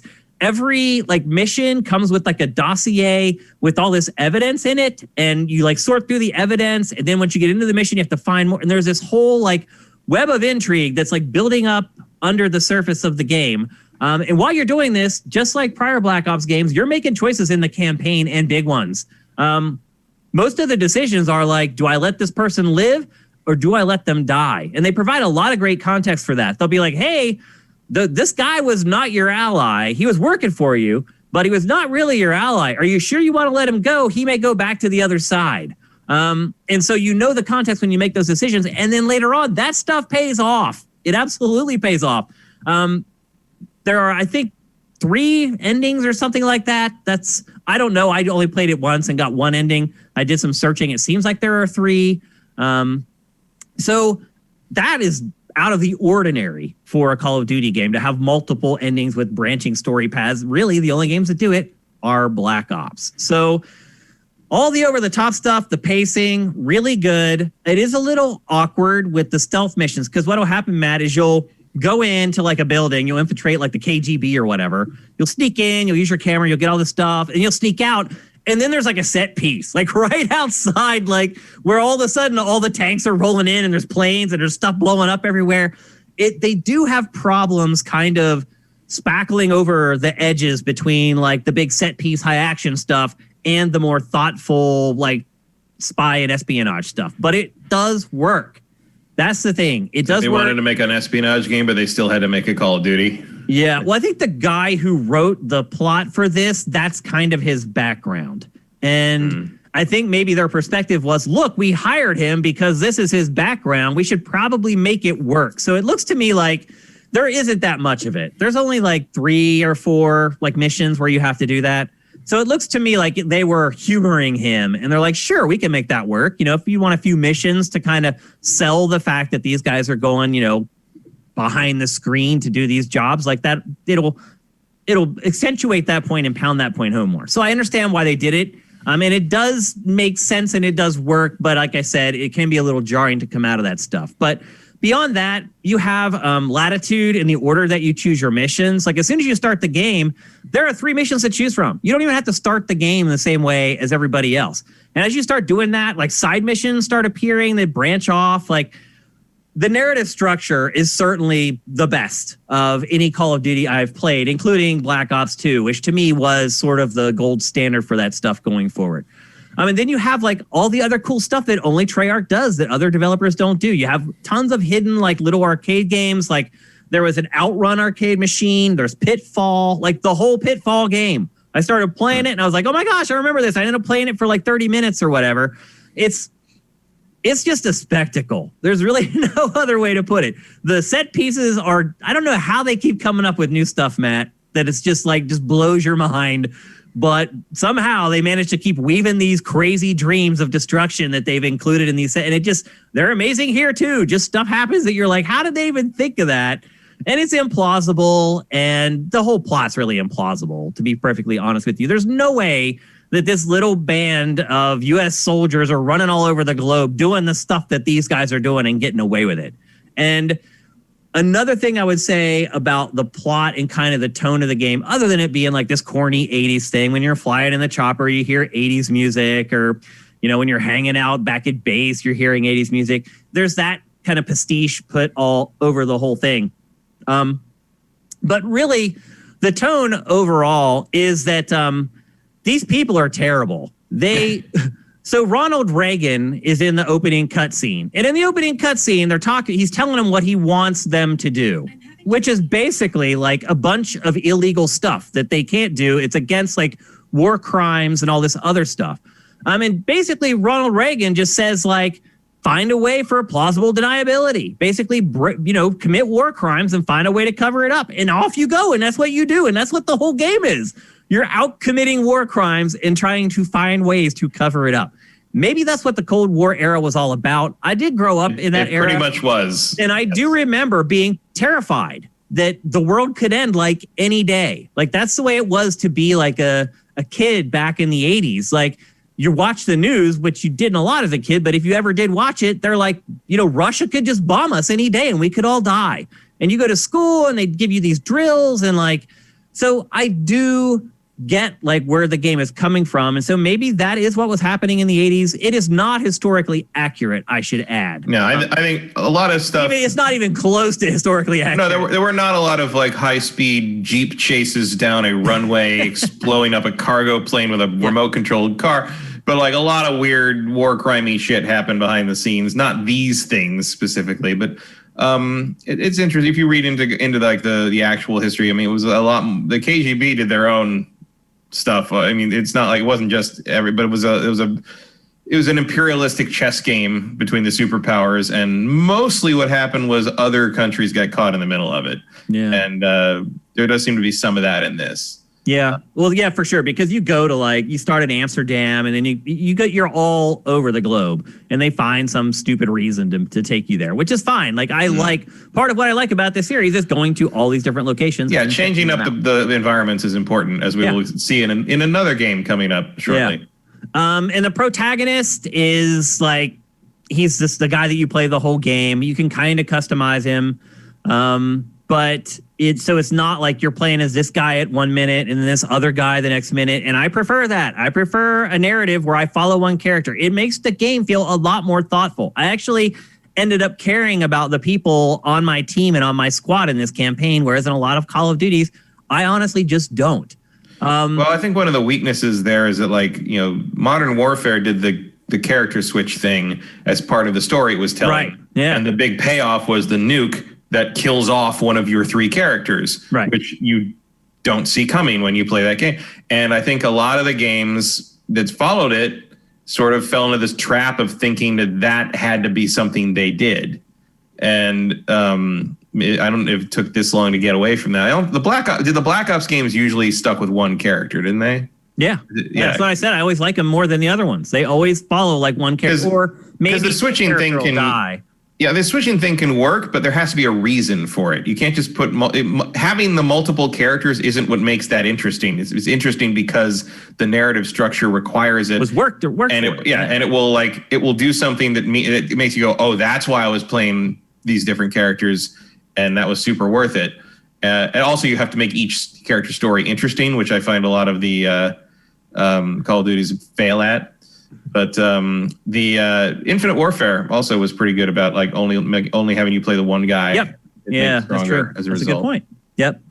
So I have enjoyed this campaign a lot. It is corny. You have to put your brain on pause a little bit because there's stuff that happens. You're like, what? What about? And then something else blows up and you forget about it. That's pretty much every Call of Duty campaign, but this one is a little more thoughtful. You will get a little more ingrained with the characters and you'll care a little bit more about them than you usually do in Call of Duty. And then the other part of it is that the campaign's a little longer too. I usually finish Call of Duty campaigns 5 hours or less always. This one took me 6.5, 7-ish, something like that. So it is a little bit longer. And I did enjoy it. But again, it is something that, you can play in a day. So if you get the game from a red box or something like that, you can spend $4 to play the campaign instead of $60 if you're not into the multiplayer. But it is worth playing, and I had a lot of fun, and it does mix things up. There's there's lock picking. Oh yeah, I saw that. It was like Skyrim style almost. Yeah, it's very easy. You just rotate one stick until it clicks, and then rotate it again. But it's just the fact that it's in the game. You can see it starting to inch towards these open world action RPGs. It's starting to include goofy stuff. How much longer until there are you're collecting weapon parts that you have to use to upgrade your guns. I can see at least the Black Ops imprint inching in that direction, and I think that's good. It needs to go in that direction. I have a feeling though it's going to take a long time until it actually gets there. Maybe with it's always scary to change the successful thing, especially when you're Activision. Yeah, maybe by PlayStation 6 or something like that. In PlayStation 6, you might get a level up bar or something. Yeah. And then the final piece of any Call of Duty puzzle, obviously, is zombies. And as a lot of you probably know, Zombies was started by Treyarch. They were the original Nazi zombie studio. So they always tend to put a little more work into their Not something I would put on the building, by the way. Yeah, for sure. So they tend to put a little bit more extra work into the zombies mode, but actually this time they've dialed things back, and I am all for it. Like, I don't know if any of you guys have played any of the zombies modes in the last couple of Call of Duty. They have become so complicated. There's all these like bubblegum machines and vending machines. It's like, it's hard to even figure out what you're supposed to do. So they've actually called some of that stuff back and made this one a little more simple. Although I think if you go back maybe 2 Call of Duties, you'll get to where this one is. It hasn't gone like all the way back. It still has the bubblegum machines and all that kind of stuff. But I did find it more enjoyable than the last couple. And mostly because the biggest thing for me was that the worlds were just way more open. So you weren't constantly trapped like in a corner in some little room. Like most buildings had doors that would go out to an open area outside. And what I found was it enabled me to fight inside and take down as many as I could up close. And when I got overwhelmed, run out and then let them funnel through the door. So just a couple of them are coming out. Just put your reticle at head level and just mow. So I had a lot of fun with this. My very first time I played with a couple guys who were really good. We made it to like the 15th round. You can set it up to play forever, or you can set it up to play rounds of 20. So there's like a lot more customization. I'll fully admit I am completely lost on the plot in this. It's not the same plot as the last one with the whole like time jumping all over the place thing that they had going on. But I admittedly have no idea what's going on in the plot in this, but cinematics are a lot more prevalent than they typically are. So maybe they're trying to help people like me, excuse me, who have fallen off from Call of Duty Zombies in the last couple of years. But there's a lot more ammo. Like you're not constantly running out of ammo and trying to buy a gun. Guns are scattered a lot more generously. So you're not like trying to run to find that one spot on the wall where you can get one. So they have made it more user-friendly and easier to get into, but it's no less challenging. The zombies, I think, take more damage to go down. They're smarter and their animation routines are more varied. I also found that we spent very little time actually boarding stuff up in this. Like before the round starts, we would. After that, it was all bets were off. Like the rounds weren't like these things that would start and stop because the maps were so open they could come in from anywhere. So it just felt like just these ebbs and flows of taking out zombies, getting weapons, getting health, taking out zombies, rinse and repeat. I had fun with it. To me, it's not a reason to buy the game. The reason to buy, excuse me, I need a drink. The reason to buy Black Ops Cold War is the whole package. It's what you get, all of that for $60. I have already played the multiplayer in the beta, probably 40 or 50 hours. I played it for like 3 weeks straight for an hour here, an hour there. Now that I'm already back up to level 30 on retail, it is a very rudimentary multiplayer suite. It needs more maps. It needs more of everything, pretty much, to be honest with you. Because I have played the betas, that hasn't held my attention as much as it usually does. I liked the campaign a lot more than I have the last couple Call of Duties. I found that it gave the player agency and some control over its outcome. And it was interesting and different and varied and well-paced and the tone was right. So I had a good time with the campaign. And Zombies was more fun than I usually have with it. Usually I play Zombies like one time to just check everything out and report back to you guys. This time I actually stuck with it for a little while. So overall, I would say it's a good package. It's worth the $60. It looks gorgeous. I should have said, but you guys are watching the B-roll. It looks gorgeous on the PlayStation 5. Like, I took so many screenshots of this game, and it's funny. It looks like it was built from the beginning for PlayStation 5 because there's all these, like, shots that they usually didn't do in the last couple entries where you just walk and the sun is just peaking perfectly and, like, all the helicopters are rising off the ground. Like, they do a lot more of that in this one. And I think they were like, yep, this is going to be like PS5, Xbox Series X. We're going to do it upright. And they did. I will also say this, after playing this on PS5, I really don't think we need to worry about the whole third party is going to look better on one console or the other. They just look stunning on both. I mean, it really is gorgeous. Just tons and tons of jaw-dropping moments. And I think this game can look a lot better. Like, it can't hang with Demon Souls. So imagine when it does get to that point where a game like Call of Duty is hanging with a game like that technically. So I say buy it. If you like Call of Duty, definitely buy it. I don't think you'll be disappointed. New maps are coming. More operators are coming. More weapons are coming. They are very good about post-launch support with this franchise. They always have been. That's why people buy it every year. They know what they're getting, and they know it's going to be high quality. And I would say the campaign, high quality. Multiplayer, it's a step back. I'll be honest with you. They tried to cut it down too much, I think, and it's made it a little too simple. But we'll see what the long-term response is. That Zelda clip in there again. What'd you say? I saw that.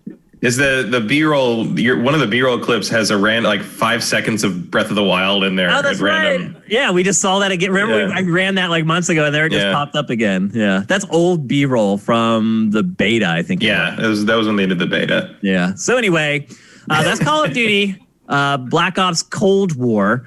I've enjoyed it a lot. I've had a lot of fun. Chad was asking about if there's anything special with haptic feedback controller stuff. I'm glad you brought it up. I turned it off. The haptic feedback, I mentioned it earlier. Maybe people got to the show late. I did mention this earlier when we were talking about the DualSense. The haptic feedback in this is insane. When I first started playing it, I thought my triggers were broken because I was trying to fire and the trigger was stopping. I was like, what is going on? And it takes for some of the guns, it takes real resistance to get it over the hump and pull the trigger. So I turned it off for the triggers. For multiplayer, about competitive reasons. I wasn't able to squeeze the trigger as fast as I wanted to. But to answer your question, yes, the haptic feedback in this is freaking mind-blowing. They really went the extra mile. Everything about this game went the extra mile. The way it handles the speaker on the DualSense, it's a really, really high-quality game that makes use of next gen. And I was pleasantly surprised by that. Unfortunately, to me, the weakest link of the suite is the multiplayer, and I feel like that's what most people buy it for. So I think that's the best way I could sum up Cold War in a sentence. Will we come back to this one? Probably not. I have a sneaky suspicion Matt will not be playing this over the coming weeks as he finishes. Not unless one day it gets real cheap. Yeah. The campaign is not of zero interest to me, but paying full price for something that I'm only use 1/3 of is just not really... it's not really something I'm into. I like what I see in a lot of the footage here, but I would only want to buy the campaign, basically. So I see Justin Horman in chat was like, that sounds weird. It doesn't sound like how a real trigger pull feels. It does. I grew up with guns my whole life. I was like an expert marksman in the Boy Scouts or whatever. It does feel like it. Because even most guns, you have a slight pull and then you feel a hitch. And that is there to tell you you're about to kill something. That's how guns work. It's a mental jog hey, you pull a little bit further, you're going to shoot the gun and it could kill something. So that's why hair triggers are noteworthy. That's exactly right. That's why there's a thing called hair triggers. And those are triggers that you don't get that little action before it pulls. You just tap it and it goes. So it is realistic. But after a while in the multiplayer, it became annoying and I turned it off. In the multiplayer, it's amazing. Not just that, though. All the cinematics, whoever handled the DualSense stuff for this really went above and beyond. He deserves a commendation because every little element of the DualSense is used to convey what you're experiencing inside the game. Excellent, excellent work. I see some people here subscribing with Twitch Prime. Ian Esquire, thank you, man. I saw a couple other people up here. Karma Lounge, thank you. I love your name. If you actually do have a lounge called the Karma Lounge, I'd love to visit it. Sounds like a place I would love hanging out at. Who else hit us up with the Twitch Prime here? Okay, I think that's it. I think I'm caught up. So anyway, that's Call of Duty Black Ops Cold War, and I do recommend it, but just with caveats, especially if you're huge into multiplayer. But then again, if you didn't play the betas or the alpha like I did, I played it for 50 hours before I got sick of it. So there you go. You'll probably get more than your money's worth out of Cold War if you take the plunge.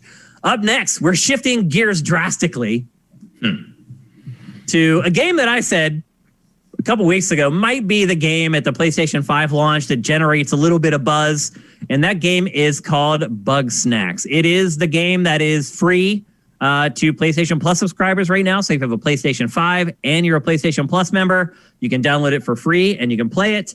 And it is only going to be there until the end of the month. If you guys are coming to the show late, a reminder from earlier in the show, if you own a PS4 but not a PS5, claim the game now, and then you'll have it whenever you get your PS5. You should do that with every PS5 if you're just or PS5 game that comes out on PlayStation Plus. If you're just a PS4 owner, claim that sucker. So when you finally get your PS5. But anyway, this was not pre-installed either. You had to download it from the PlayStation Store. And I think the way we've been describing it leading up to me actually getting to play it was that it was kind of a weird hybrid of Pokemon Snap. And I think if you look at the trailers, it's easy to come to that conclusion. But now that I've played it, that is really tertiary. There's scanning in the game, which I know trips your trigger, Matt. You have to scan the Bugsnax. Essentially, the whole object of the game is to catch bugs. Bugsnax are a hybrid of insects and snacks. And for whatever, these people in this region love to eat them. You're a journalist who is contacted by this adventurer who's on this island. Like, there's these Bugsnax here. They're crazy. We're eating them. Why don't you come eat them with us and do a story while you're at it? So you talk to your editor. The editor is like, that's a dumb idea, but eventually you go and you fly to the island. The editor is correct, by the way. just to clarify there. That is true. That is accurate. So anyway, you get to the island, and sure enough, there are these Bugsnax, these creatures that are half insect, half snack, and people on the island who like to eat them. And essentially, it's your job to just go round them up and then take them to people to eat. And then they eat them, and their bodies mutate based upon whatever the snack was that the bug was merged with. But what the game really becomes, it's not about photography or snapping photos of the Bugsnax. It's about catching them. And so it really becomes like a puzzle adventure where you have to use lures and traps to catch the Bugsnax. And pretty much the whole game is just built around those core mechanics, and off you go into Bugsnax land. Matt, have you enjoyed this game? That's a strong word. I haven't disliked it. It's fine. It's like the Pokemon Snap comparison, I never agreed with to begin with, but it's not super far off. Because if you ignore the fact that Pokemon Snap is an on-rails shooter. There's elements to it. If you like the Pokemon Snap element of taking the picture and having to figure out the little mini puzzle of how you get the thing to get the picture, or to get the scan, or get the trap, or whatever, that's here. It's not a completely different mechanic. The comparison is limiting, but not wrong. Yeah. Because in Pokemon Snap, you were tossing Poke Food and all this other stuff to lure them out, and you do the same thing here. I can't see where the B-roll is, but eventually you get a slingshot that fires ketchup. Yeah. And the ketchup, you can use it to lure the Bugsnax to certain places. You can use it to lure certain ones have certain ones love ketchup, certain ones love ranch dressing, certain ones love chocolate. And you get a bunch of little gadgets. You get that, but you also get a remote controlled ball with a Bugsnax in it that you can roll around. You can cover it with the stuff from the slingshot, and so the Bugsnax that that whatever you've covered it in will follow it around. And a lot of the early stuff is kind of teaching you that okay, you can use the trap to catch this one, but you can't use it on this one because it's too big. So you have to knock it out and grab it with a net. And it's and it's there's sort of the creatures in it. So the sentient creatures you're seeing here, which seem whatever they are. I mean, they're called grumps. Yeah.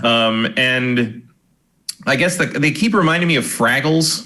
Yeah, whatever. They're kind of a Muppet thing going on here.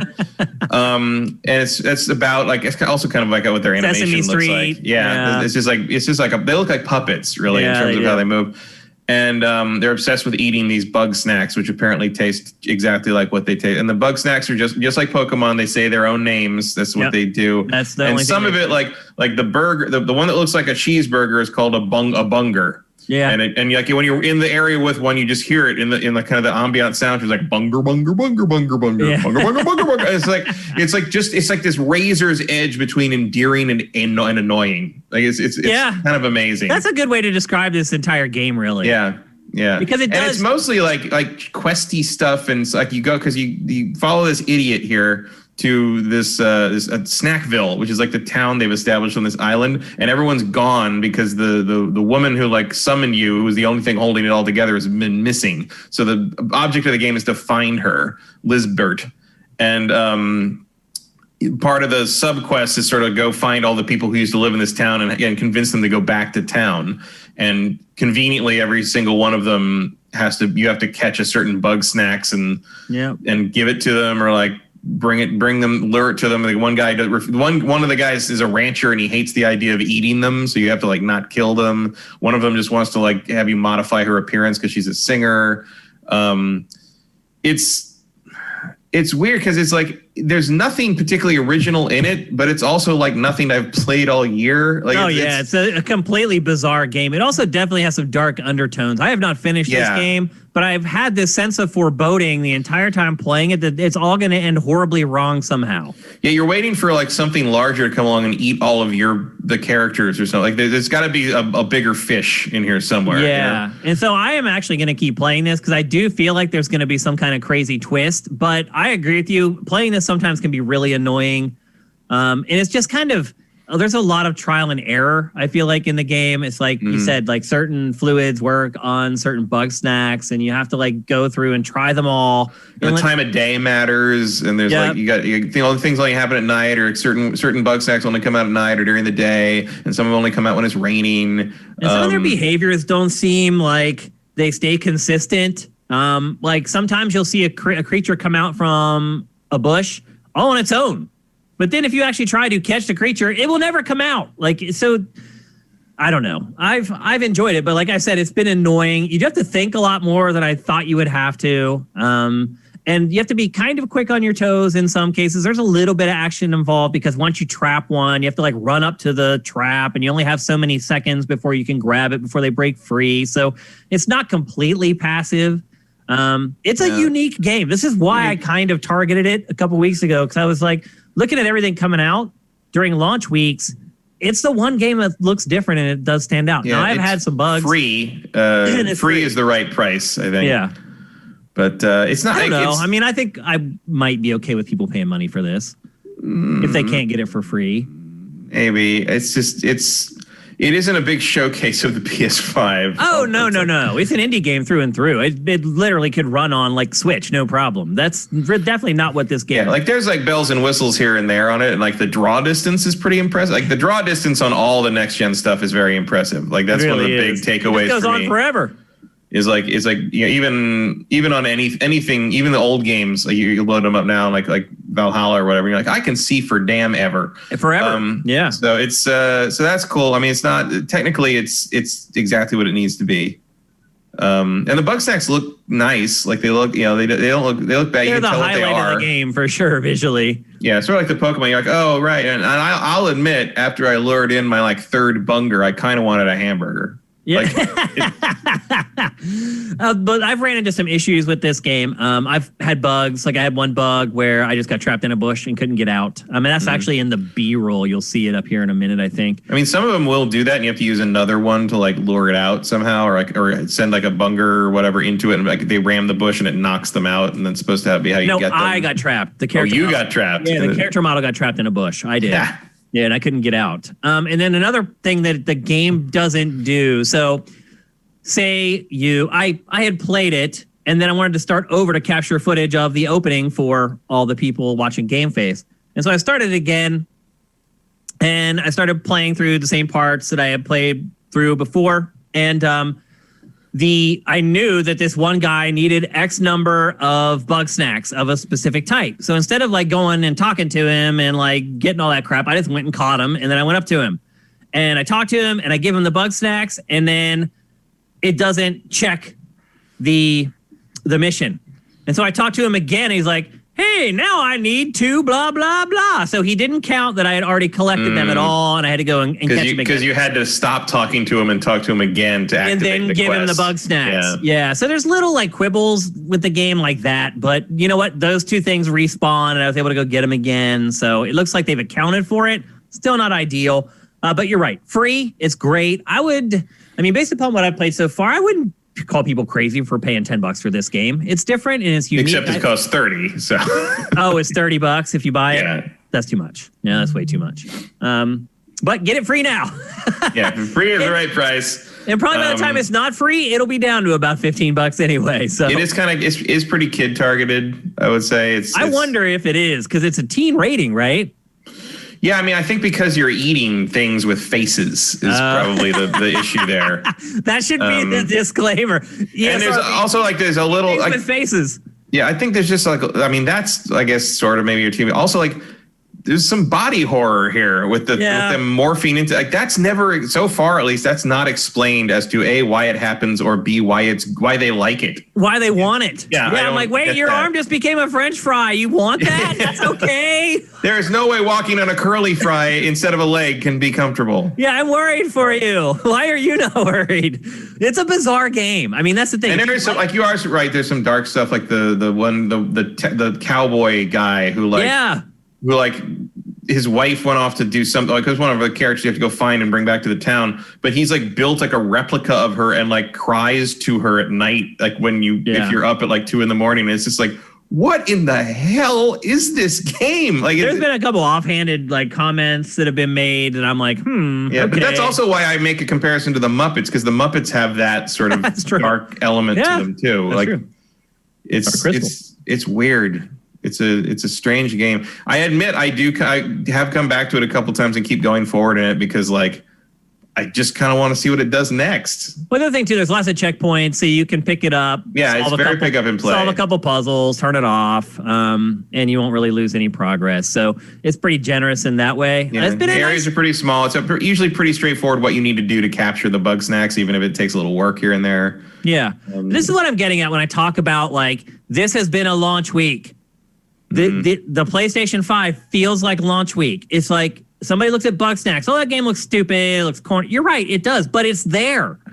It's a new game that I can play. And it's something that I've been able to play to, like, cleanse the palate after playing, like, 3 hours straight of Call of Duty and then, like, playing Demon Souls and, like, then going and playing Assassin's Creed Valhalla. It's been a nice refresher. It's one of those games, like, maybe I probably wouldn't play in any other circumstance, but that's sort of a launch game. It is. It's kind of the epitome of a launch game. Try some new stuff. And at least, like, and at least, like, this time I paid nothing for it instead of, like, paying $50 for Ready to Rumble on the Dreamcast. Good point. So, I remember I remember when the Dreamcast came out. I got the Dreamcast and I played stuff and I got the games that I wanted.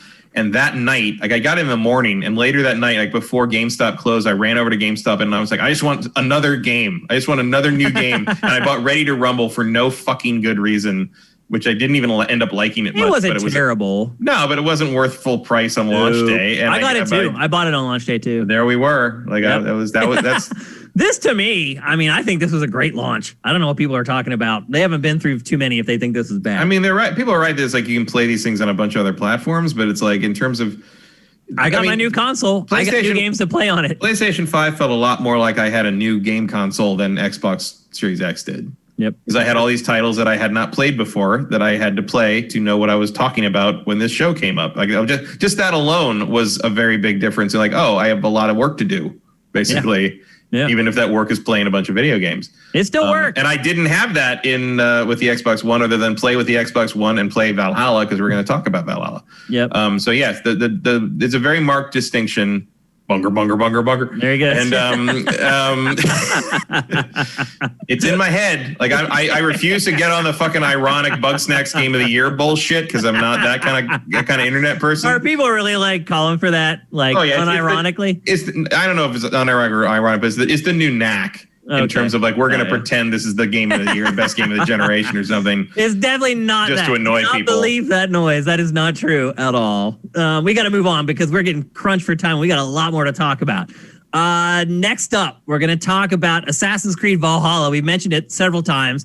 I pretty much carried the conversation last week because I had played a lot more than Matt at that point, but Matt has continued to trudge forward, and I wanted to make sure that you guys got his impressions because, as you guys know, he's the one between the two of us who's going to play this game until it is wrung dry of everything. He honestly knows the franchise better than me. So it's very important, I feel, that he gets to discuss the game with you guys. So, Matt, now that I'm assuming you've probably caught up to where I was last week or you're past that, how you feeling about it? Still feeling good. I mean, I've conquered or made agreements in 3 territories at this point. Okay. I think I'm level 90 something, 100 something. Holy crap, man. It's just that whatever level the kill, you're not level, but like you get rated for how many skills you have. Rating, basically, yeah. So power ratings. I'm like branching out and then a second ring of territories for now, basically. But then I basically had to stop to switch full time to, like, Miles Morales and PS5 stuff. But I am Still played a lot. I am playing a fair amount, and I'm looking forward to going back. Like I do still enjoy it very much. I have not found it as easy as you described it. I have Really? For one thing, I didn't find an axe that good. But I have not. Thank God that was the one thing. That axe was still there, Matt. Whenever I lost everything else, I still had the axe. Yeah, I have definitely. There's definitely moments where I've hit like a new area and I'm like, oh, let's see what's in this town or something, and everybody attacked me. I'm like, oh, I'm gonna die if I don't get out of here. Like so it has not been that much of a pushover for me anyway. Are you playing default difficulty? Yeah. Okay. Default difficulty. So I mean, I don't have a whole lot to add because how do you feel about me saying that I was bored by it a lot of the time? How do you feel about that?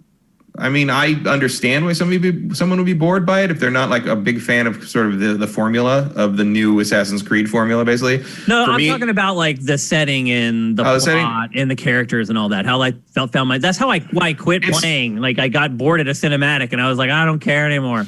It's not as gripping as Cassandra's story was so far, but also Cassandra's story got into the ancient civilization stuff a little faster. It did. I'm still not quite sure where this is going in that regard. The thing that's kind of pulling me through the story still is I do like Aver, and I do like. Are you playing female or male character? Okay, female, and I do like.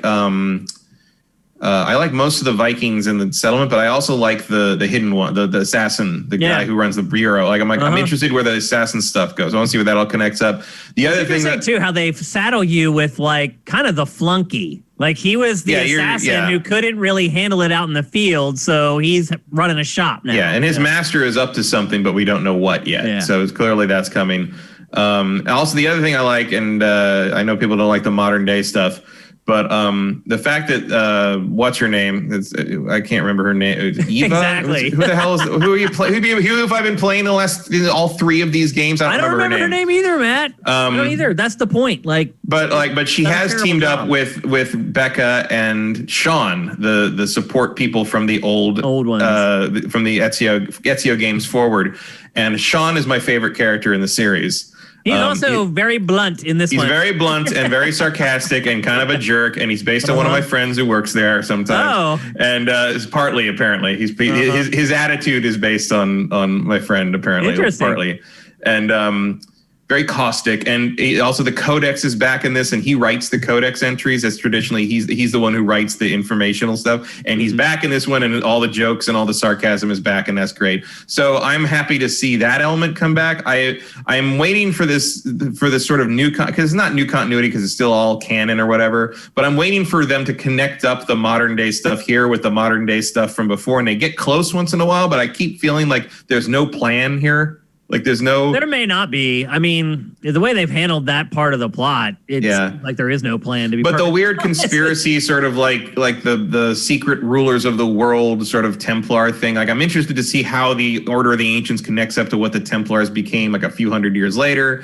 Like that, I'm into the overall lore of Assassin's Creed, and that keeps me interested too. But I can understand why if you're not like really into the Viking negotiating with Saxons thing, it's not going to grab you. I lost track of it, Matt. Like back when I worked at Game Trailers, there was someone who worked with us. Actually, she used to work at G4 too, Megan Rue.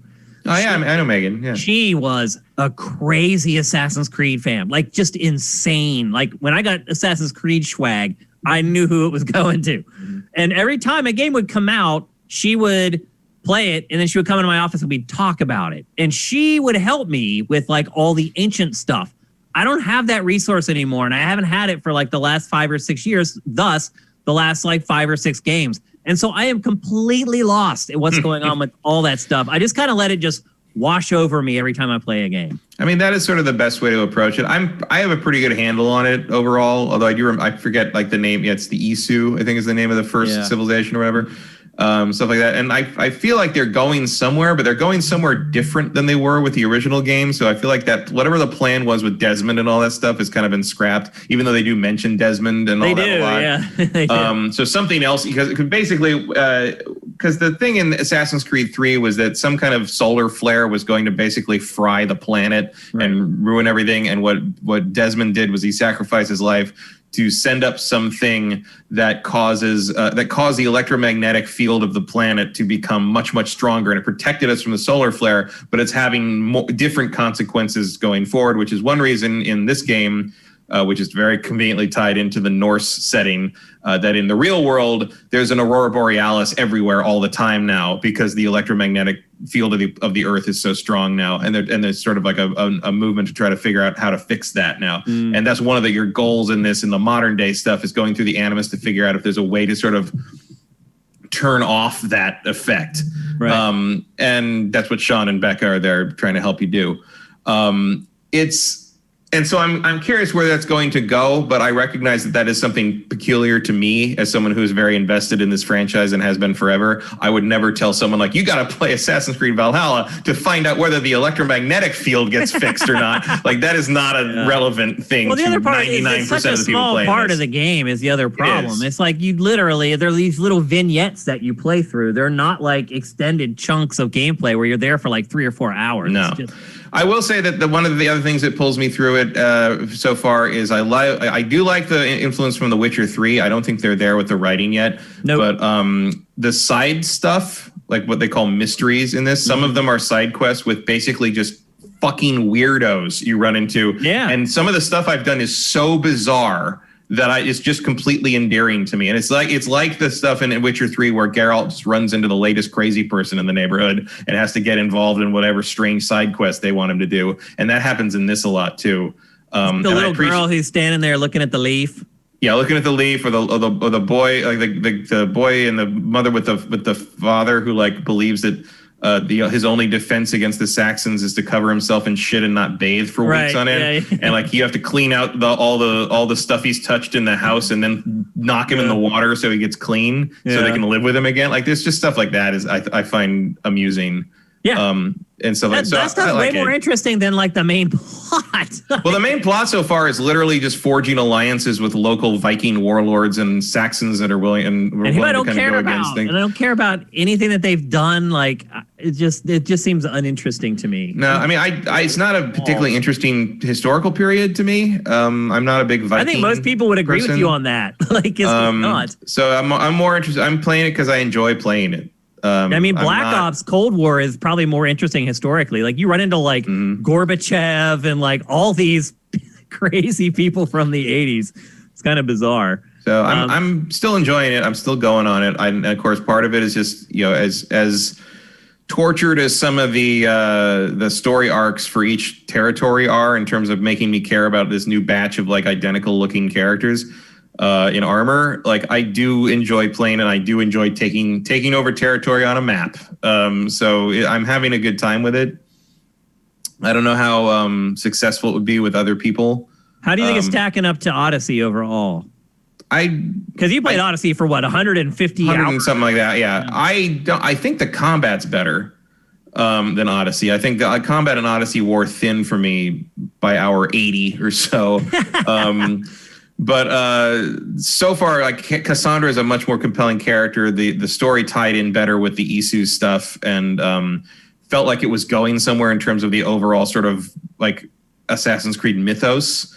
Like I understood why I was being told Cassandra's story much earlier than I am here. I guess would be how I'd put it. It made more sense with the setting as well. I mean, the only reason that these Vikings even come into contact is because one of them goes venturing abroad and brings a couple of them back. Like, well, and you are descended from the first civilization people. Like that's you discover early. that, but it's just random that like the only way you ever get hooked into the whole thing is, hey, I found these dudes out on the road. Like they seem pretty cool. What do you think? Well, destiny. Fate's fate. Even though the assassins don't believe in that. Yeah. I mean, I have continued to play it, even after I lost all my armor, which really did deter me from continuing. That's a bummer. That's a tough pill to swallow for sure, particularly in an RPG. And knowing that now, like, I'm not fit to fight a lot of the enemies I'm supposed to be fighting, I still trudged forward and kept playing. And I am enjoying it. And I would I would recommend that people buy it. I think it's worth the full $60. I think just temper your enthusiasm a little bit if you've been buying every one of these games. I would say think back to Syndicate, and that's kind of the same level I'm enjoying Valhalla. Yeah, Syndicate's it's not a good bad comparison. Game, it's like, but it's a good take on the formula. Like this is it's a solid thing. It feels version. Like yeah. I mean, I'm sure there will be more to it later, but I think you're gonna have to get through like 50 hours of this shit to get to that. And that to me is wrong. That's bad. Like I shouldn't have to play. I don't care. I mean, I don't care because you are gonna play it 150 hours. Yeah, because I enjoy playing it. Like the story is gravy at this point to me. Yeah. I just like playing this in terms of open world stuff. Like the current Assassin's Creed formula is probably my favorite one. Yep. In terms of something that comes out regularly, I mean, maybe Cyberpunk will beat that or something. But like, I cannot wait for that. This is just a super dependable thing I do every fall as I play an Assassin's Creed game, and here we are again. You know. Yep. Hell, when they took a year off last year, I went back and played one of the old ones again. Like it's just a thing I like to do circa October. I didn't feel that too strongly this year because October was weird weather-wise, and time means nothing now. So it really is irrelevant. It wasn't like where I'm like, oh, everyone's wearing scarves and we're staying inside more and stuff. It's time to play an Assassin's Creed game. It's like, no, I don't. It was like 100 degrees here in October. Yeah. Dude, I got like antibiotics to take, and I like forget if I've done it or not 5 minutes later because I've just sat on that couch for so long in the last 9 months. But seriously, there's no markers to remember things. It's like when you go through normal life, it's like, oh, there was that birthday, or there was that game that I went to, or there was this dinner that somebody had, or it was this birthday party. There's none of that to give you the frame of reference for when things happen anymore. No, it's just there's like moments where you're like blurring together. You're like, where was that was 3 weeks ago because that's the last time I talked to a human being. You know, it's like when someone came over to drop something off or whatever. You know, it's like I feel for you, Matt. I'll come over and we'll hang out. Yeah. Like I'll sit on one side of your pool and you'll sit on the other. Like seriously, you may need some like human interaction, bro. It's a long winter over here. Matt has been by himself all this time. I've only been by myself now for like 5 days. My wife went home for Thanksgiving, and I'm already starting to feel it. So I may need to come over there for some therapy myself, Matt. We can sit by the pool and just be around another human being for a while. Okay, it's time to move on to another, initially what we thought was a PlayStation 5 exclusive, but eventually it came out that it was also coming to PC. And that is Godfall, published by Gearbox, but not developed by Gearbox, right? No, it's developed by a new company that Gearbox kind of discovered, it seems like. And did they buy them, or did they just license them? I think they helped pay to get them finished, if I remember the story right. And I have not played this. This is a game that Matt decided to jump on the grenade for. Thank you very much, my friend. So I ended up with an extra copies of Miles Morales because of the bundles. Uh-huh. And someone I knew had an extra copy of an extra code for this, so I traded a Miles for this. Oh, that were great. So I did technically still spend money on it, but I didn't directly do it. There you go. You've let yourself off the hook. But I figured it was something else to buy to play instead of in the launch people lineup. People about this game. This game hasn't been reviewed all that much since the PlayStation 5 was released. I don't feel like it was a big priority for a lot of outlets. No, for being the first next gen game we saw, it made surprisingly little impact. Yep, and it is a timed exclusive, or is it on PC already? It's already on PC, I think. Yeah, it came out for both on the same day, I guess. So it's a hack and slash game. It's a looter slasher, as they say. It's Borderlands with a sword. Or is it like Destiny? Or is it like Destiny with a sword? Which is it closer to? I mean, it's more. It's in terms of gameplay. Yeah, design. I don't know. Like it's more like Darksiders. Oh, almost like so. It's actually doing some interesting. Here's the thing. I mean, I have not been kind to this game over the year. Neither of us have. Neither of us have. I don't hate it. Like they're it's doing not terrible. No, there's not terrible. It's maybe aggressively mediocre in places, but aggressively. So what's happening here? You can see is this is the two brothers who lead these like kind of powerful beings in armor. Orin is the guy here with the lion mask, and Macros is the guy in the wolf mask or the jackal mask, whatever it is. If you had asked me to guess his name, I might have guessed Macros. Yeah.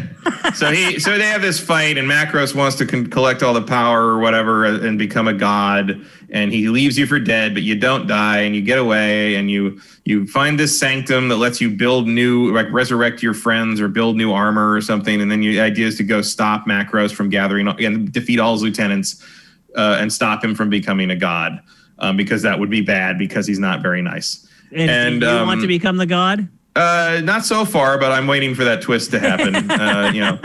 So and the idea is like you basically go into these areas and hack up enemies and activate switches or whatever you need to do and gather loot. And as you get loot, you get better weapons and better armor and better things. What's the level design like? Is it a big open world or is it just battle shoots you're going down? It's big mazes, basically. Okay. Like kind of. But there are like branching paths. You're not just running down a predetermined. No, it's a lot of different ways to go. You can get lost if you. I mean, here's the thing. Like as far as I can tell, there's 3 areas. There's like Earth, and then like there's an air area. I think there's maybe 4 in the end, but that you start with like 3 sort of with locks on them, and you start on Earth.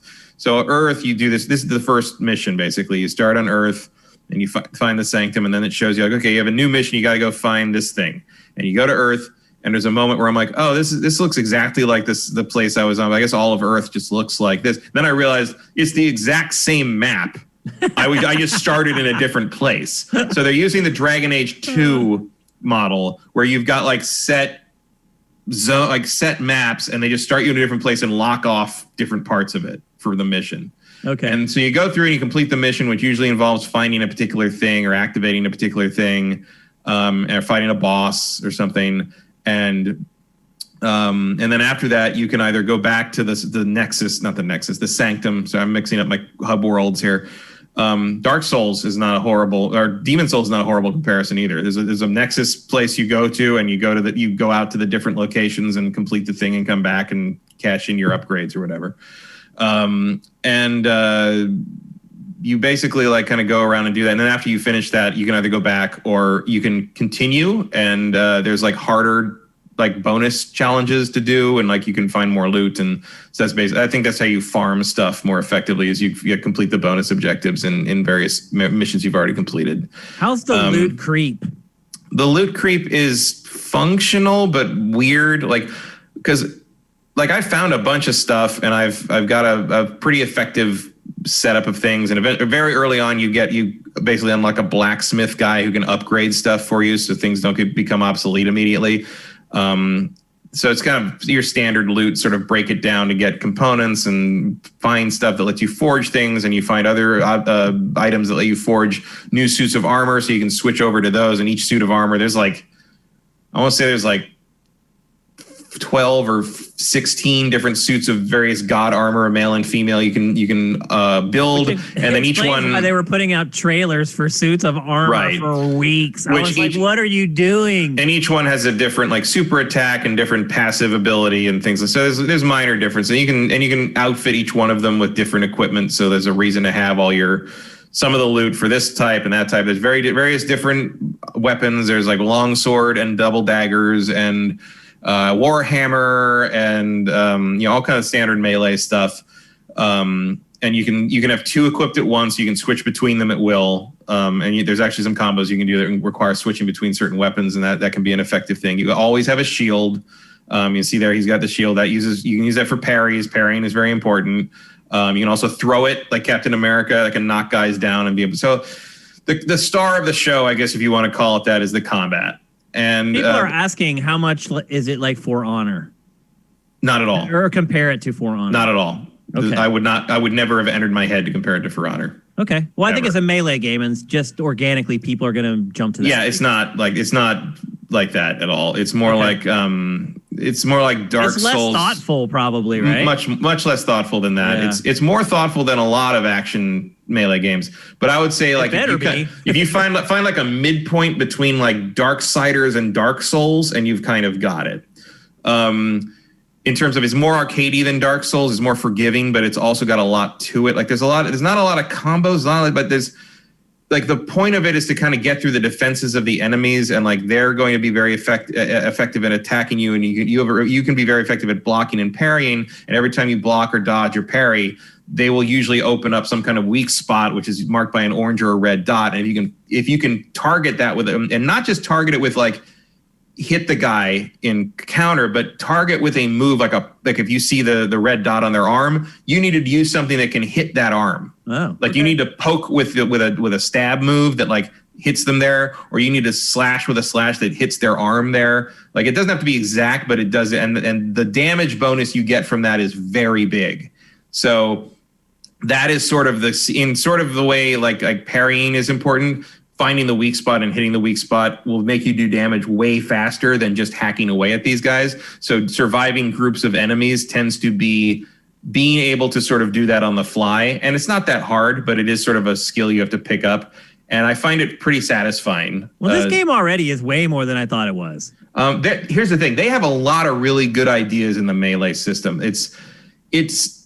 I'm hitting the point now where I feel like I've kind of seen what it has to offer if I'm not willing to sort of just switch up weapons all the time and relearn how all the weapons work, because I prefer longsword and polearm are kind of my two go-tos. Keep your distance. Keep my distance, and have the longsword is for like kind of the fancy close-up melee stuff, and polearm is for when guys are getting in too close on me.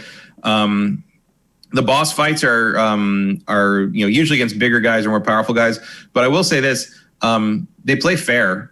Like I've never felt like I was up against something that was like breaking the rules to make it harder. I always feels like I'm just up against someone who's stronger than me or has like strong attacks. Yeah. And even that, like when you saw the character get knocked back there, like that didn't take any damage. Oh, that was a block. But certain characters have such strong attacks that they knock you fully back. And the disadvantage is you blocked it, you didn't get hurt. But the disadvantage is that now you got to recover and you don't get the counter attack, and they might get another attack in the time it takes you to kind of get back up. So there is nuance there, and I do like it. My problem with it is that there's no compelling reason to keep doing it except to be on the treadmill for getting more loot. And here's the core of it, and this may be silly, but like there is no personality or character to this game at all. I could tell that from the very first trailer, man. We suspected that originally, but this game is like someone made a whole game. Look, there's a lot of artistic talent here. There's a lot of stuff happening here. The detail on the armor, the inlaid engravings on the armor, and sort of the world you can see here. Like there's all these like technical intricate texture. The textures are there. It's shit. Yeah, but and even then, like clearly the people that did this, the art. What they were doing physically is fantastic, right? But everybody looks like it came out of a doodle from a Metalhead's binder drawing circa 1997. It looks like my notebook from like 10th grade. they're all just generic suits of armor with like no faces and no personality, and everybody's trying to act like they know each other and care what's going on. I'm like, I don't know who any of these people are, and it's maybe that's why I'm having such forgiving feelings towards Valhalla. Because this has some Norse mythology to it too. Yeah. Where I'm like, well, these guys just have no personality and no character at all, and I can't bring myself to care about any of it. And like there's the whole thing where you can switch between the various suits of armor, and I'm just looking, I'm like, why do I care? Like I don't care who I play as, and I don't care what I do. Does the plot stick around, or does it like disappear and then like it's still there 4 hours later? No, it's still there. Like each mission that you go through as you go through the story is story driven in the sense that you have a narrative goal to achieve. But it's telling that I don't remember any of them except finding the blacksmith. Yeah. The guy the smith who's going to like upgrade you. I remember that because that was a goal I wanted because I wanted to be able to upgrade things. But I don't remember what I was doing in the first mission before the smith guy. I don't remember what I was doing in the mission after the smith guy. Yeah, because they all bleed together. They have nothing distinct to them. I had to get to the thing where the marker said to get to and activate the thing so I could get another sword that I would then just break down because it wasn't. Because the other thing is I think I have one like maximum rarity weapon. It's a long sword, but it's named after Zero's sword from Borderlands. So I think I got it as like a bonus for having played Borderlands on my Gearbox Shift account or something. Oh, that's cool. And it's better than anything else I found in the game. It's just like infinitely superior to everything. So I'm just like, cool. But like I'm just hacking my way through with that thing. And how much is this game, Matt? It's full price as far as I know. It's a $60 game. Yeah, and unless you GameStop real quick. Unless you want to pay like an extra $10 for the Ascended Edition or something, which it keeps saying like GodFall $69.90. $70. Yeah, right. We're next gen. I forgot. Well, and then you pay an extra $10 for a bunch of useless like armor skins if you want your guy to look gold. But like everything in the game already looks gold, so who gives a shit? A sucker. Oh my gosh. So I'm glad we gave this away for free. I think Erebus Jones won it last week. So it's not like I don't hate it. Like I'm not saying it's bad. I just think it's like very. It's some cool. I can see like the story that they told about how Gearbox saw a demo of this and we're like, oh my god, we have to help this game get made. I can absolutely see if you played like a combat demo of this game in like pre-alpha, you could see the ideas on display and how this was going to turn out to be. Maybe you thought this was going to turn out to be something special. And the combat is fun. Like I enjoy fighting in the game for sure. Just nothing else there is kind of the way I'd put it. How much would you pay for this game, Matt? I'd pay like 30 for it. That's the other thing with these this new generation games at $70. The discounts are going to be all off kilter now. Yeah, like, I'm wondering.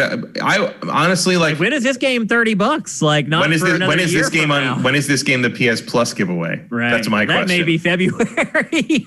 Well, no, because that's Destruction All Stars, the other game nobody wanted for the launch. I'm joking, obviously. But only again, a little. I know it might be the one after Destruction All Stars. I don't know. You know.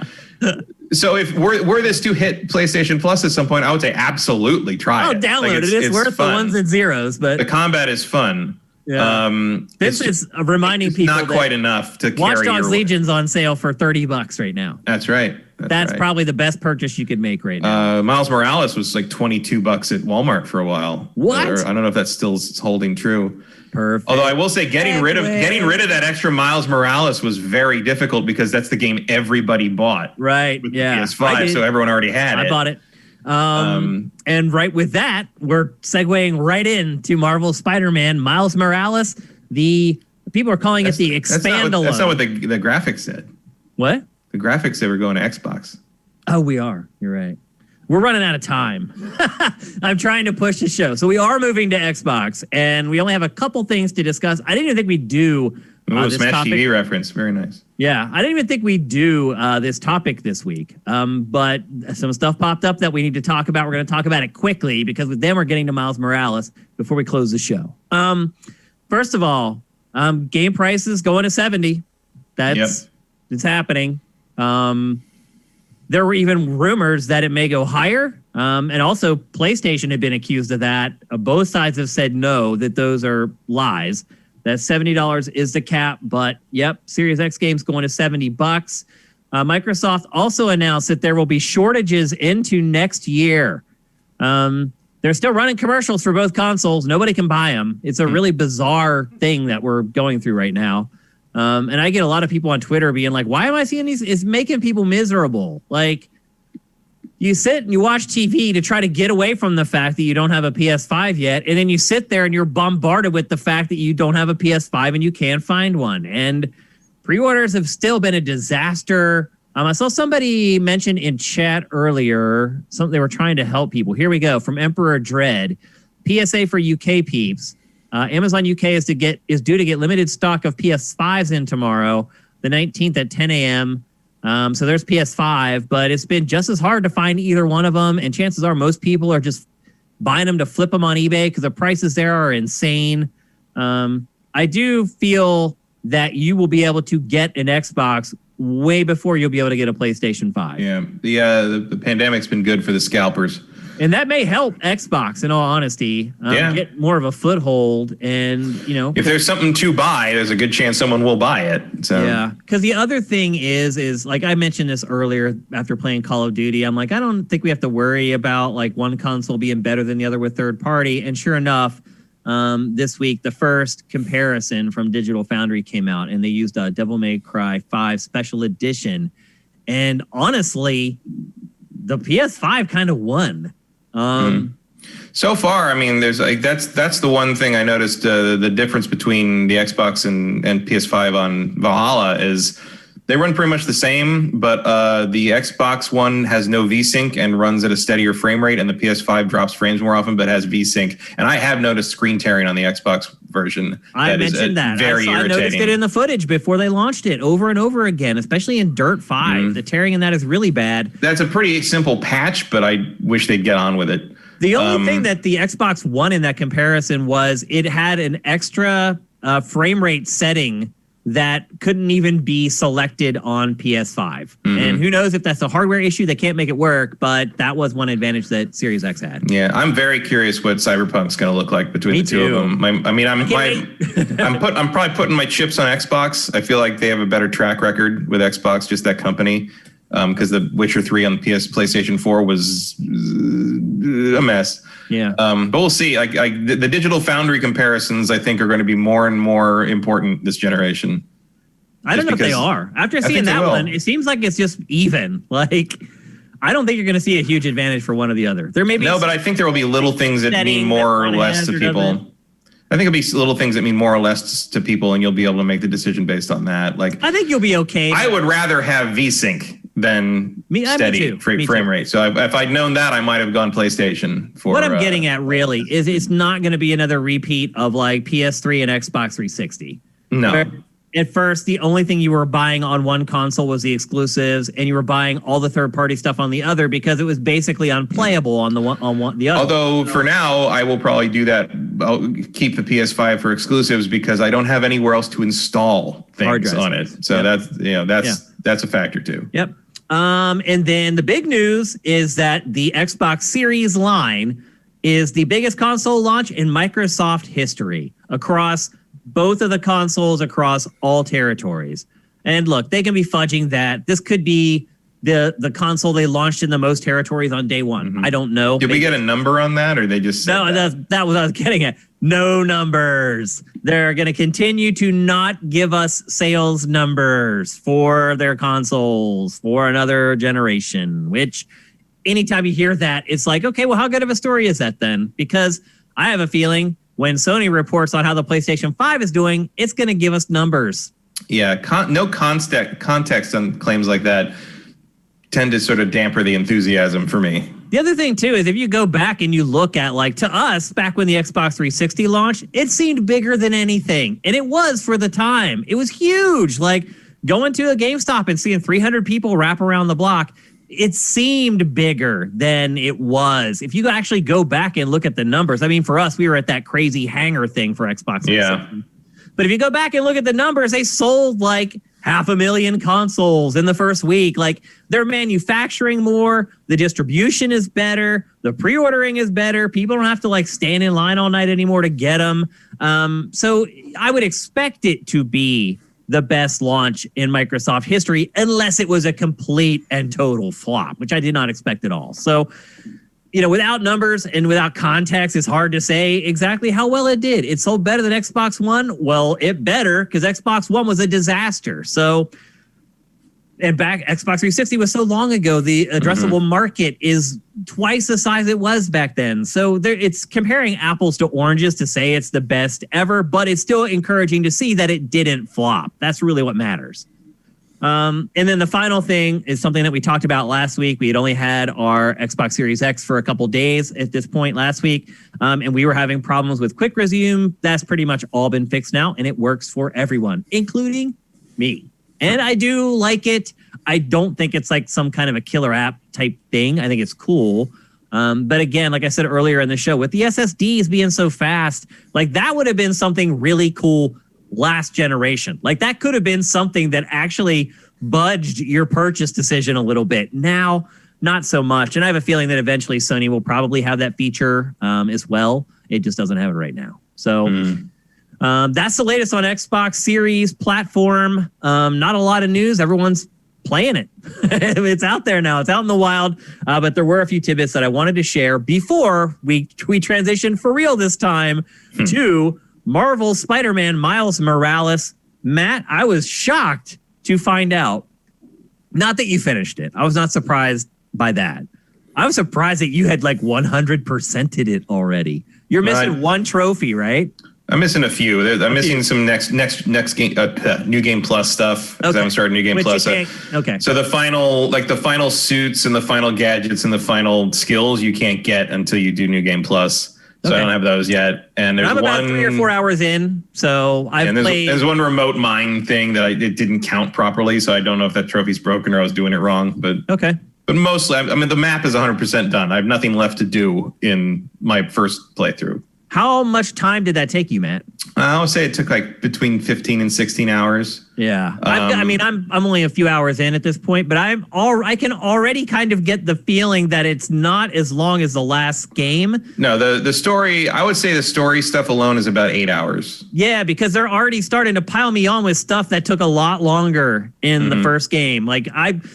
Basically, I have a full arsenal already. Like right out of the gate in this game, it felt like it was a little bit more of a ramp up. Yeah, there's a slower build up in the first one, which I'm fine with it getting to it faster. Yeah, I've already played 20 some hours of it, in the prior game. I'm ready.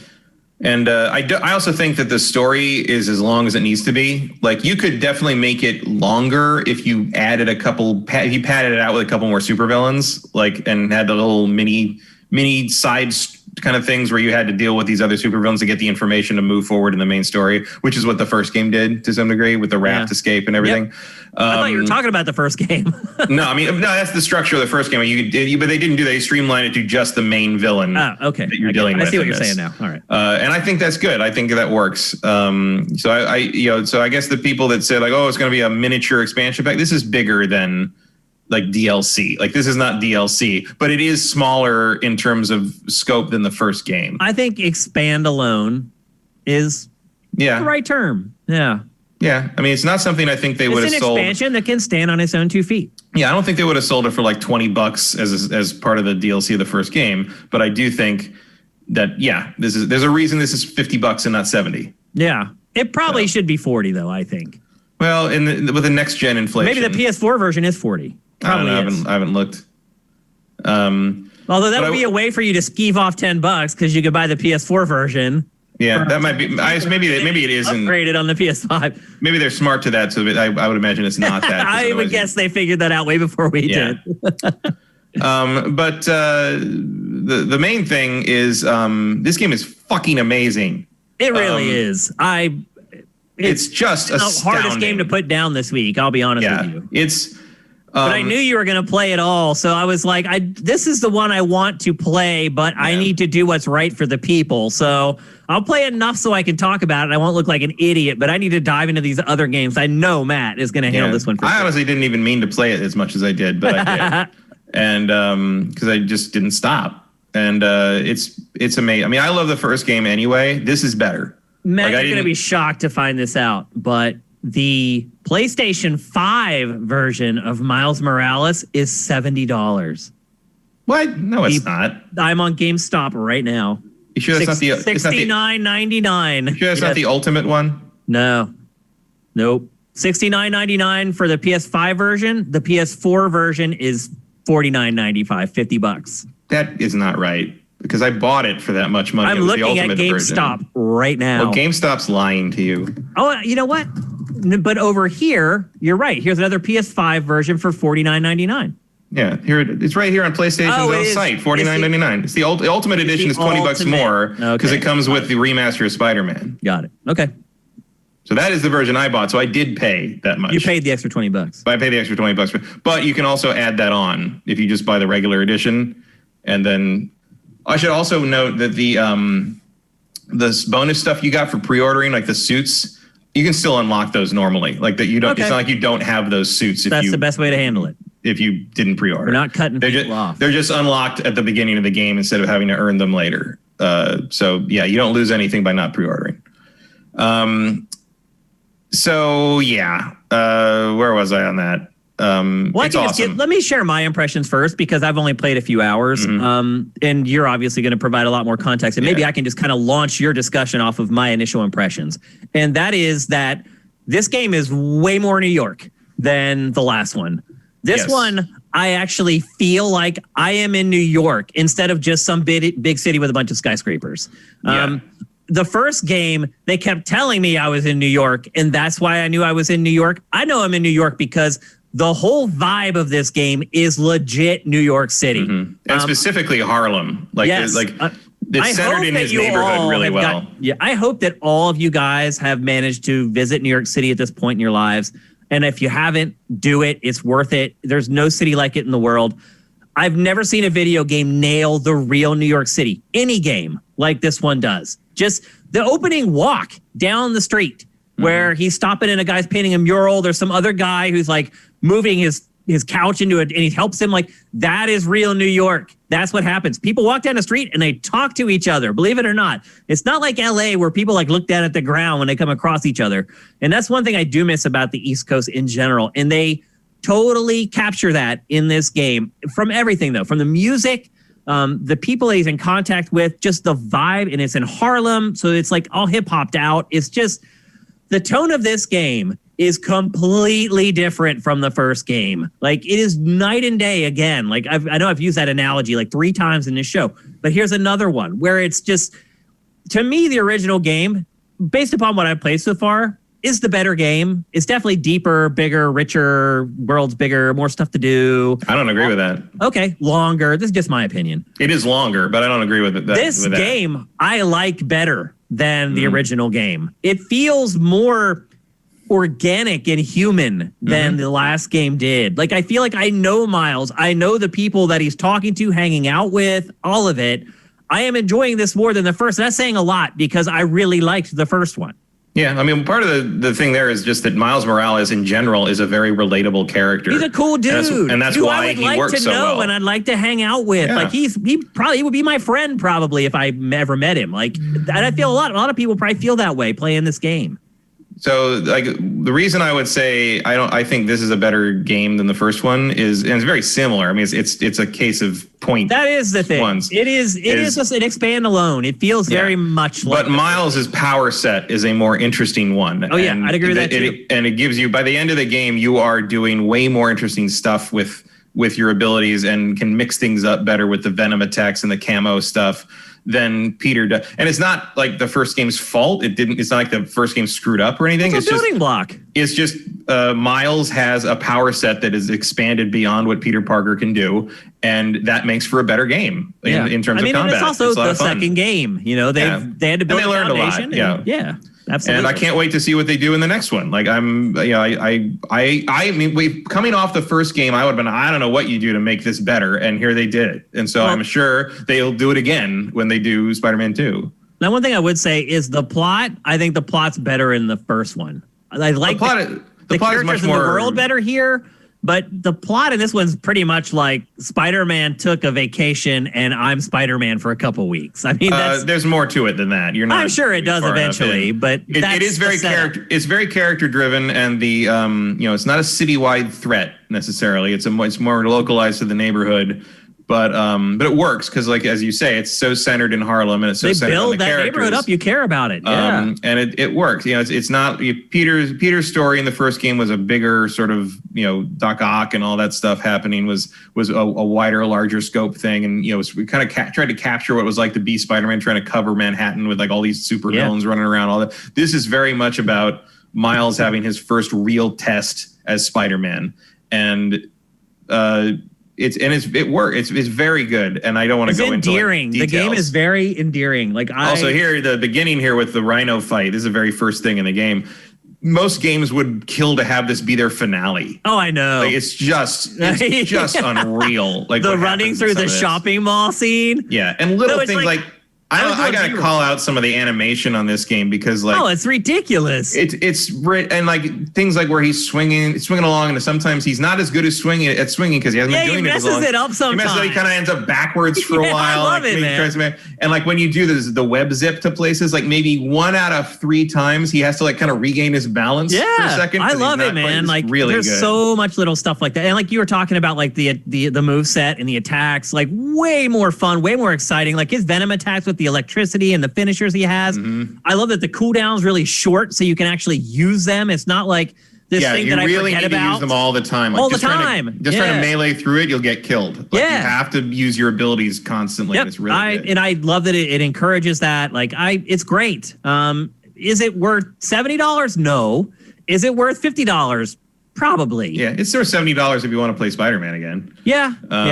And the other thing is like just, this is kind of their showcase for kind of the ray tracing and the graphic stuff. And I did play it on cinematic mode, 30 frames a second, 4K, ray tracing on, all that stuff. And there's moments where like it doesn't super add like moment to moment stuff, but like there's moments where I was like on a building with windows on it, and I noticed like a street reflected in it, and I'd look, and there's a car driving down the street in the window, and I look back at the street, there's the car. and there's the car, and there's fewer pedestrians in the reflection. Dude, that first scene where he's just walking down the street, and the guy goes into the convenience store and opens up the glass door.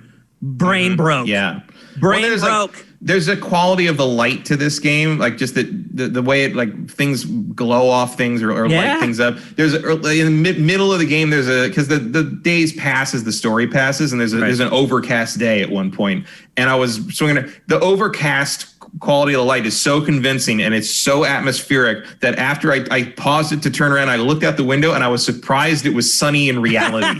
Like that's how much it pulled me into that white gray look. And like there's certain suits that have glowing LEDs on them, and like the glowing LEDs from his chest light up the environment as he walks through it, and it's this is why people say like, oh, there weren't launch games for. Yes, there are. This game will blow your mind on PlayStation 5. It will. Yeah. It is a PlayStation 5 launch game. Yeah, you can play it on PS4. That doesn't change the fact that it will blow your mind on PS5. Like you can play this game. You can play anything on low settings.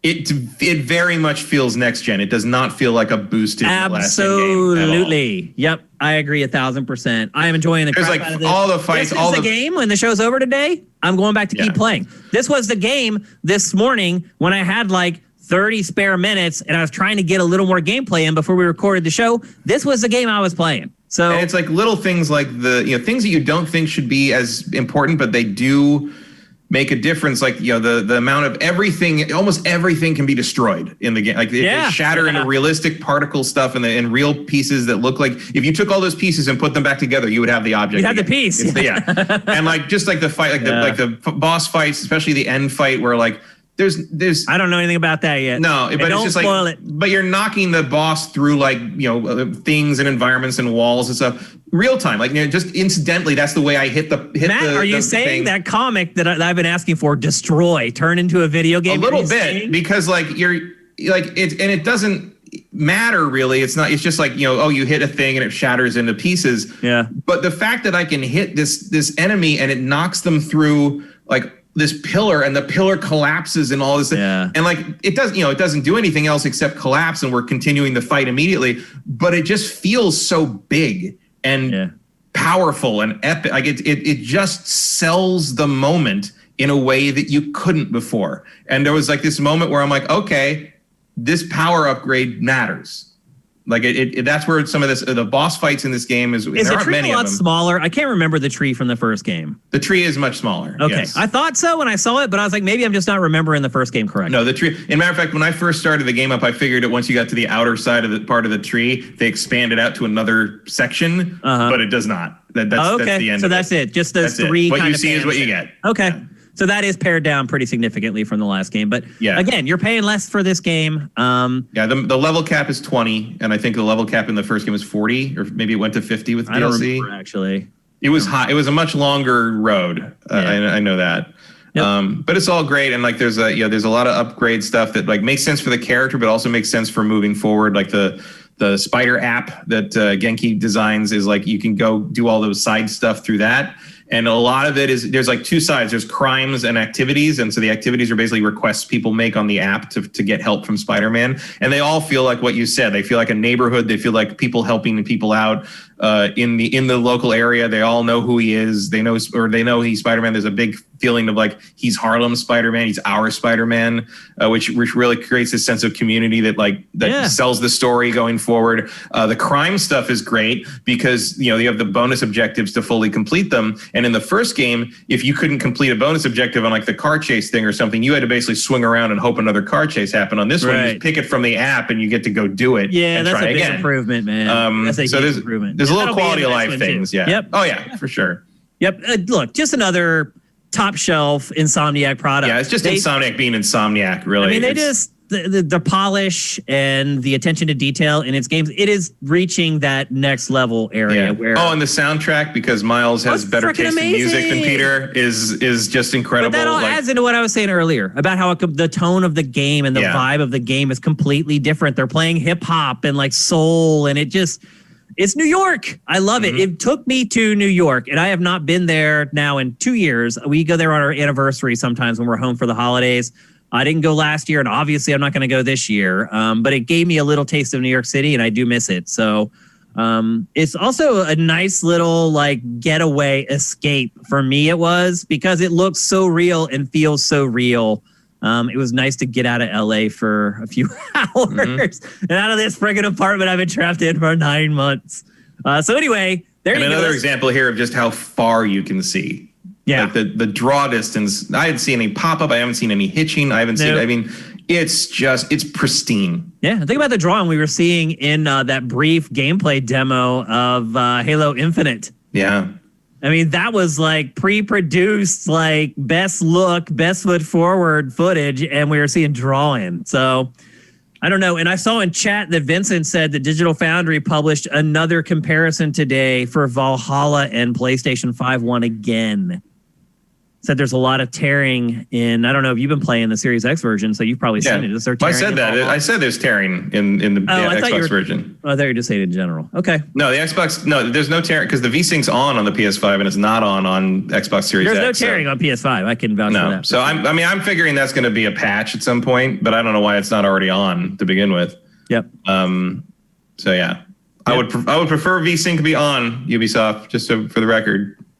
Yeah, that doesn't cost anything. That's not it really doesn't. But there's just these little things that they have to like be able to turn on and off. Both consoles have little things like that right now. I think they'll both get sorted out within the next like 30 days. I wouldn't worry about that stuff. Okay, it's time for Q&A. And we have, we got about 10 minutes here to answer a few of your questions. Let's get into them. Here's one from Yakov226. Yakov, what's up, man? I feel like I've seen you on Patreon all the time and on the site all the time, but I don't feel like I've ever seen you on a live show. You've been supporting us for a long time, and I've never had a chance to say thank you. So thank you, my brother. His question is, do you think this gen is the make it or break it for Xbox? It looks to me that Microsoft is putting a crazy amount of money into the box, buying studios and losing money on the 2 SKUs and spending huge on Game Pass. They're giving the Series X the best starting odds, and now it's on Series X to prove it can take the lead in the industry. I think everyone always forgets. I don't think it'll ever be do or die for Microsoft, ever. Everyone forgets it's Microsoft. They literally have more money than God. They could fail 4 more generations of Xbox and still have plenty of money to do it a 5th time. So I really hesitate to ever say anything is do or die when you're talking about Microsoft, because it can just make money appear and make it so. So no, I don't think it's do or die. Do I think it's make or break as far as Xbox ever having a chance to win a generation? Yeah, I could maybe see that. As far as mind share and things like that are concerned, you lose another generation as badly as you lost the last one, it could be a pretty tough uphill battle to fight. But as far as like make or break for Xbox, no. What about you, Matt? I don't think it's make or break, but I don't see them. It better not be, because I don't see them taking the lead this gen. I think they'll close the gap, but I can't see them beating PlayStation. I don't either. I don't even know if they'll close the gap, to be honest with you, Matt. I don't know if they'll close completely, but they will gain some ground. I thought at first maybe, but now it's like that I've had my PlayStation 5 for a week. I don't know. We'll see what they can pull out in terms of like exclusive stuff. Not exclusive stuff, but like Xbox specific. I mean, look, if you actually put Elder Scrolls on Xbox only, there you go. They're going to have to. But I think what's going to happen is their hand's going to be forced. Right now, like Bethesda is like hemming and hawing. And I get it. They're like, I'm sure the decision isn't made yet. Like there's a whole thing going on. Look, Bethesda eventually is going to have to bend the knee. I mean, I get it. They're like, we don't want to piss off half our fans, and we can't piss off half our fans. Well, guess what? Like, they bought you for a reason. You're a pawn. You're a pawn that Microsoft is going to slide on the chessboard wherever it needs to go so they win the chess game. Honestly, Bethesda's more of a rook or a knight at this point. Yeah. Like that's a real. If you gotta buy an Xbox or a PC to play, or a Windows PC to play Starfield and Elder Scrolls 6, like that's real shit, right? I mean, it's a rook for sure. I mean, it's a powerful piece, and Microsoft's going to wield it however it can to win. So, of course. Look, Bethesda can cry and moan about their fans all they want. If it comes down to it and things are looking the way I think they're going to be looking by the time those games are ready, those games are going to be exclusive to Xbox. That's just all there is to it. Mm-hmm. Great question, Yakov, and thanks again for joining the stream, man. Come back. Kevin Rafa, what will be your holiday game to play? Isn't it everybody's the same? Isn't it Cyberpunk 2077? Yeah, it's going to end up being Cyberpunk. Just it's everyone's holiday game to play. No one's going to finish it by the time it's 10 days after Christmas. No one's going to be done with it then, I don't think. So, yeah, I think it's everyone's holiday game. From Vincent. The Game Awards nominations are out. Totally missed that. Did not see it, or we would have that was this morning. Them. No, I missed that, or we would have discussed them here on the show. I imagine you were busy loading the TriCaster. And doing everything else. Yeah, just recording footage for all this crap, dude. It was a lot of freaking work. There's a lot of games to cover in this episode. The TGA noms are out. Game of the year are Animal Crossing, Doom Eternal, Final Fantasy VII Remake, Ghost of Tsushima, Hades, and The Last of Us Part 2. What should win? What will win?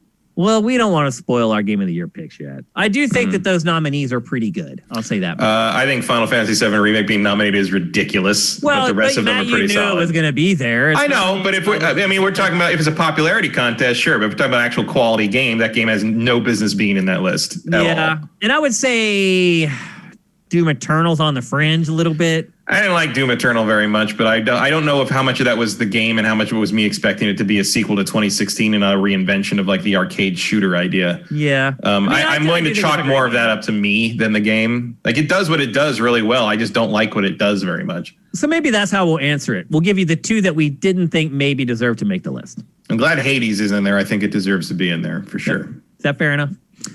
Justin Horman, do you think PS5 was pushed out earlier than it was originally going to launch? Yeah, Matt said this earlier in the show. Absolutely. I think definitely. I think both of them were. Yeah, not just PS5. I think both of these things came in real hot. Yep. Man, there's so many questions. We'll try to get to as many as we can, guys. ETH Demon, I think we already answered one of yours earlier, so I'm going to answer someone else's. Emperor Dread, have you seen Tim Sweeney of Epic making comparisons between the Epic Apple court fight and the civil rights movement on Twitter? If dude, I don't want to finish the question. If he did that, he did do that. Oh, then there's nothing more gross. I did see my eyeball saw the word gross in the rest of your sentence. Yes, gross. Yeah, it's.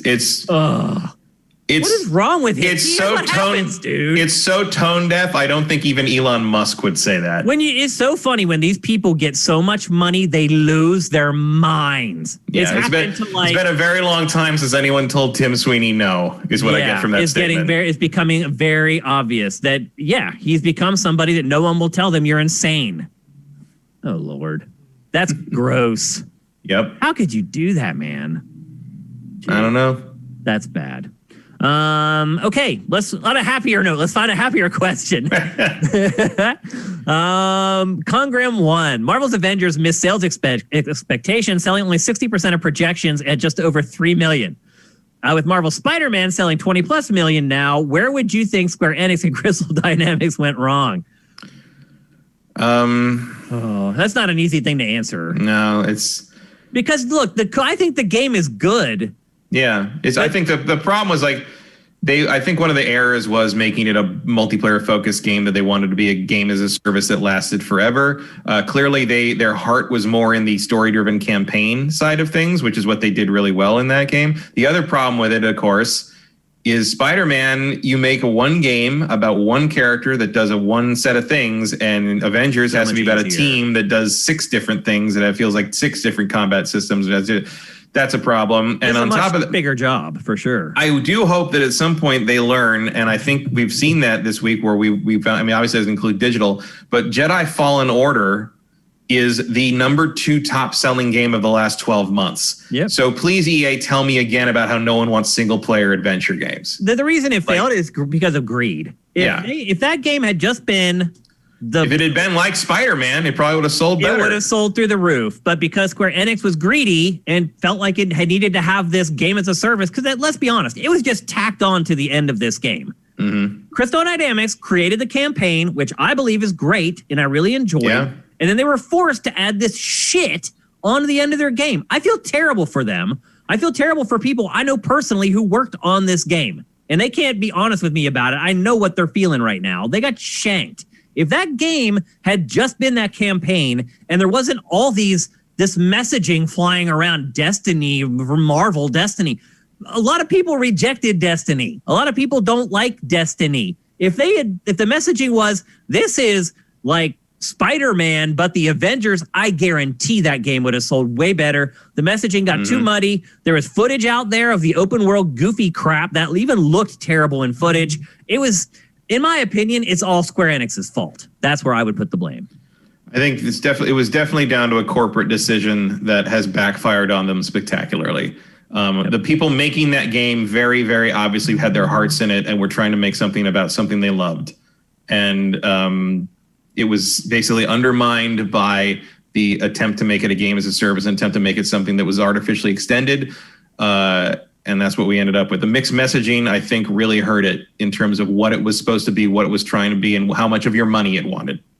So it's a shame, and I still enjoyed it. I still liked it very much, but I certainly haven't gone back to any of the post-game content in at least a month and a half. Like it's been a long time. I didn't touch that game. I finished the campaign. I played enough of the open world stuff to get the lay of the land, to know it was pretty much the same I had played in the beta, and I was done. I never went back. But if you market it as, hey, here's this awesome single-player Avengers thing, and then we're going to give you a couple pieces of story DLC later on after that and a couple characters, that game sells fine. The messaging around it, and the quality was fine. Very frustrating. And I feel really bad for the people that I know that worked on that game. It sucks. Ed Rock the Truth, kind of shocked Mario 3D All-Stars did add GameCube controller support. I was pleasantly surprised by that too. Yeah. Any hope for widescreen support for Mario 64? No. Let's not go crazy. No, because the game was built at 4:3. Yeah, I mean, you can make your display at widescreen. On widescreen, emulators can do that very easily. Will they make it do that? I don't know. Like, I mean, it'd be a pretty simple thing to add, I think, but who knows if they want to do it. I saw someone joking that, like, basically, if by the time you can no longer buy this collection anymore at the end of March, it will be really worth playing. That's a good point. Okay, we'll answer one more. Try to get through as many as we can, but we're running out of time.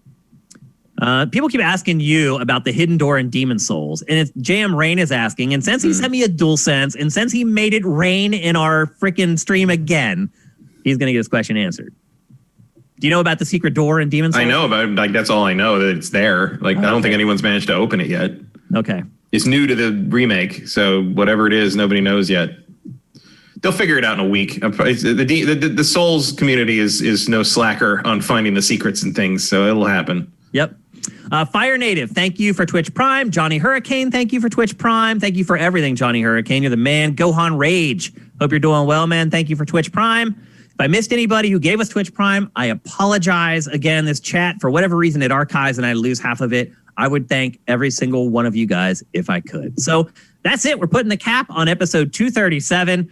A massive episode, capping off a massive week. Massive 2 weeks, really. I'm really tired. I'll be honest. I haven't slept much for like a week trying to play all these games and get all this coverage done.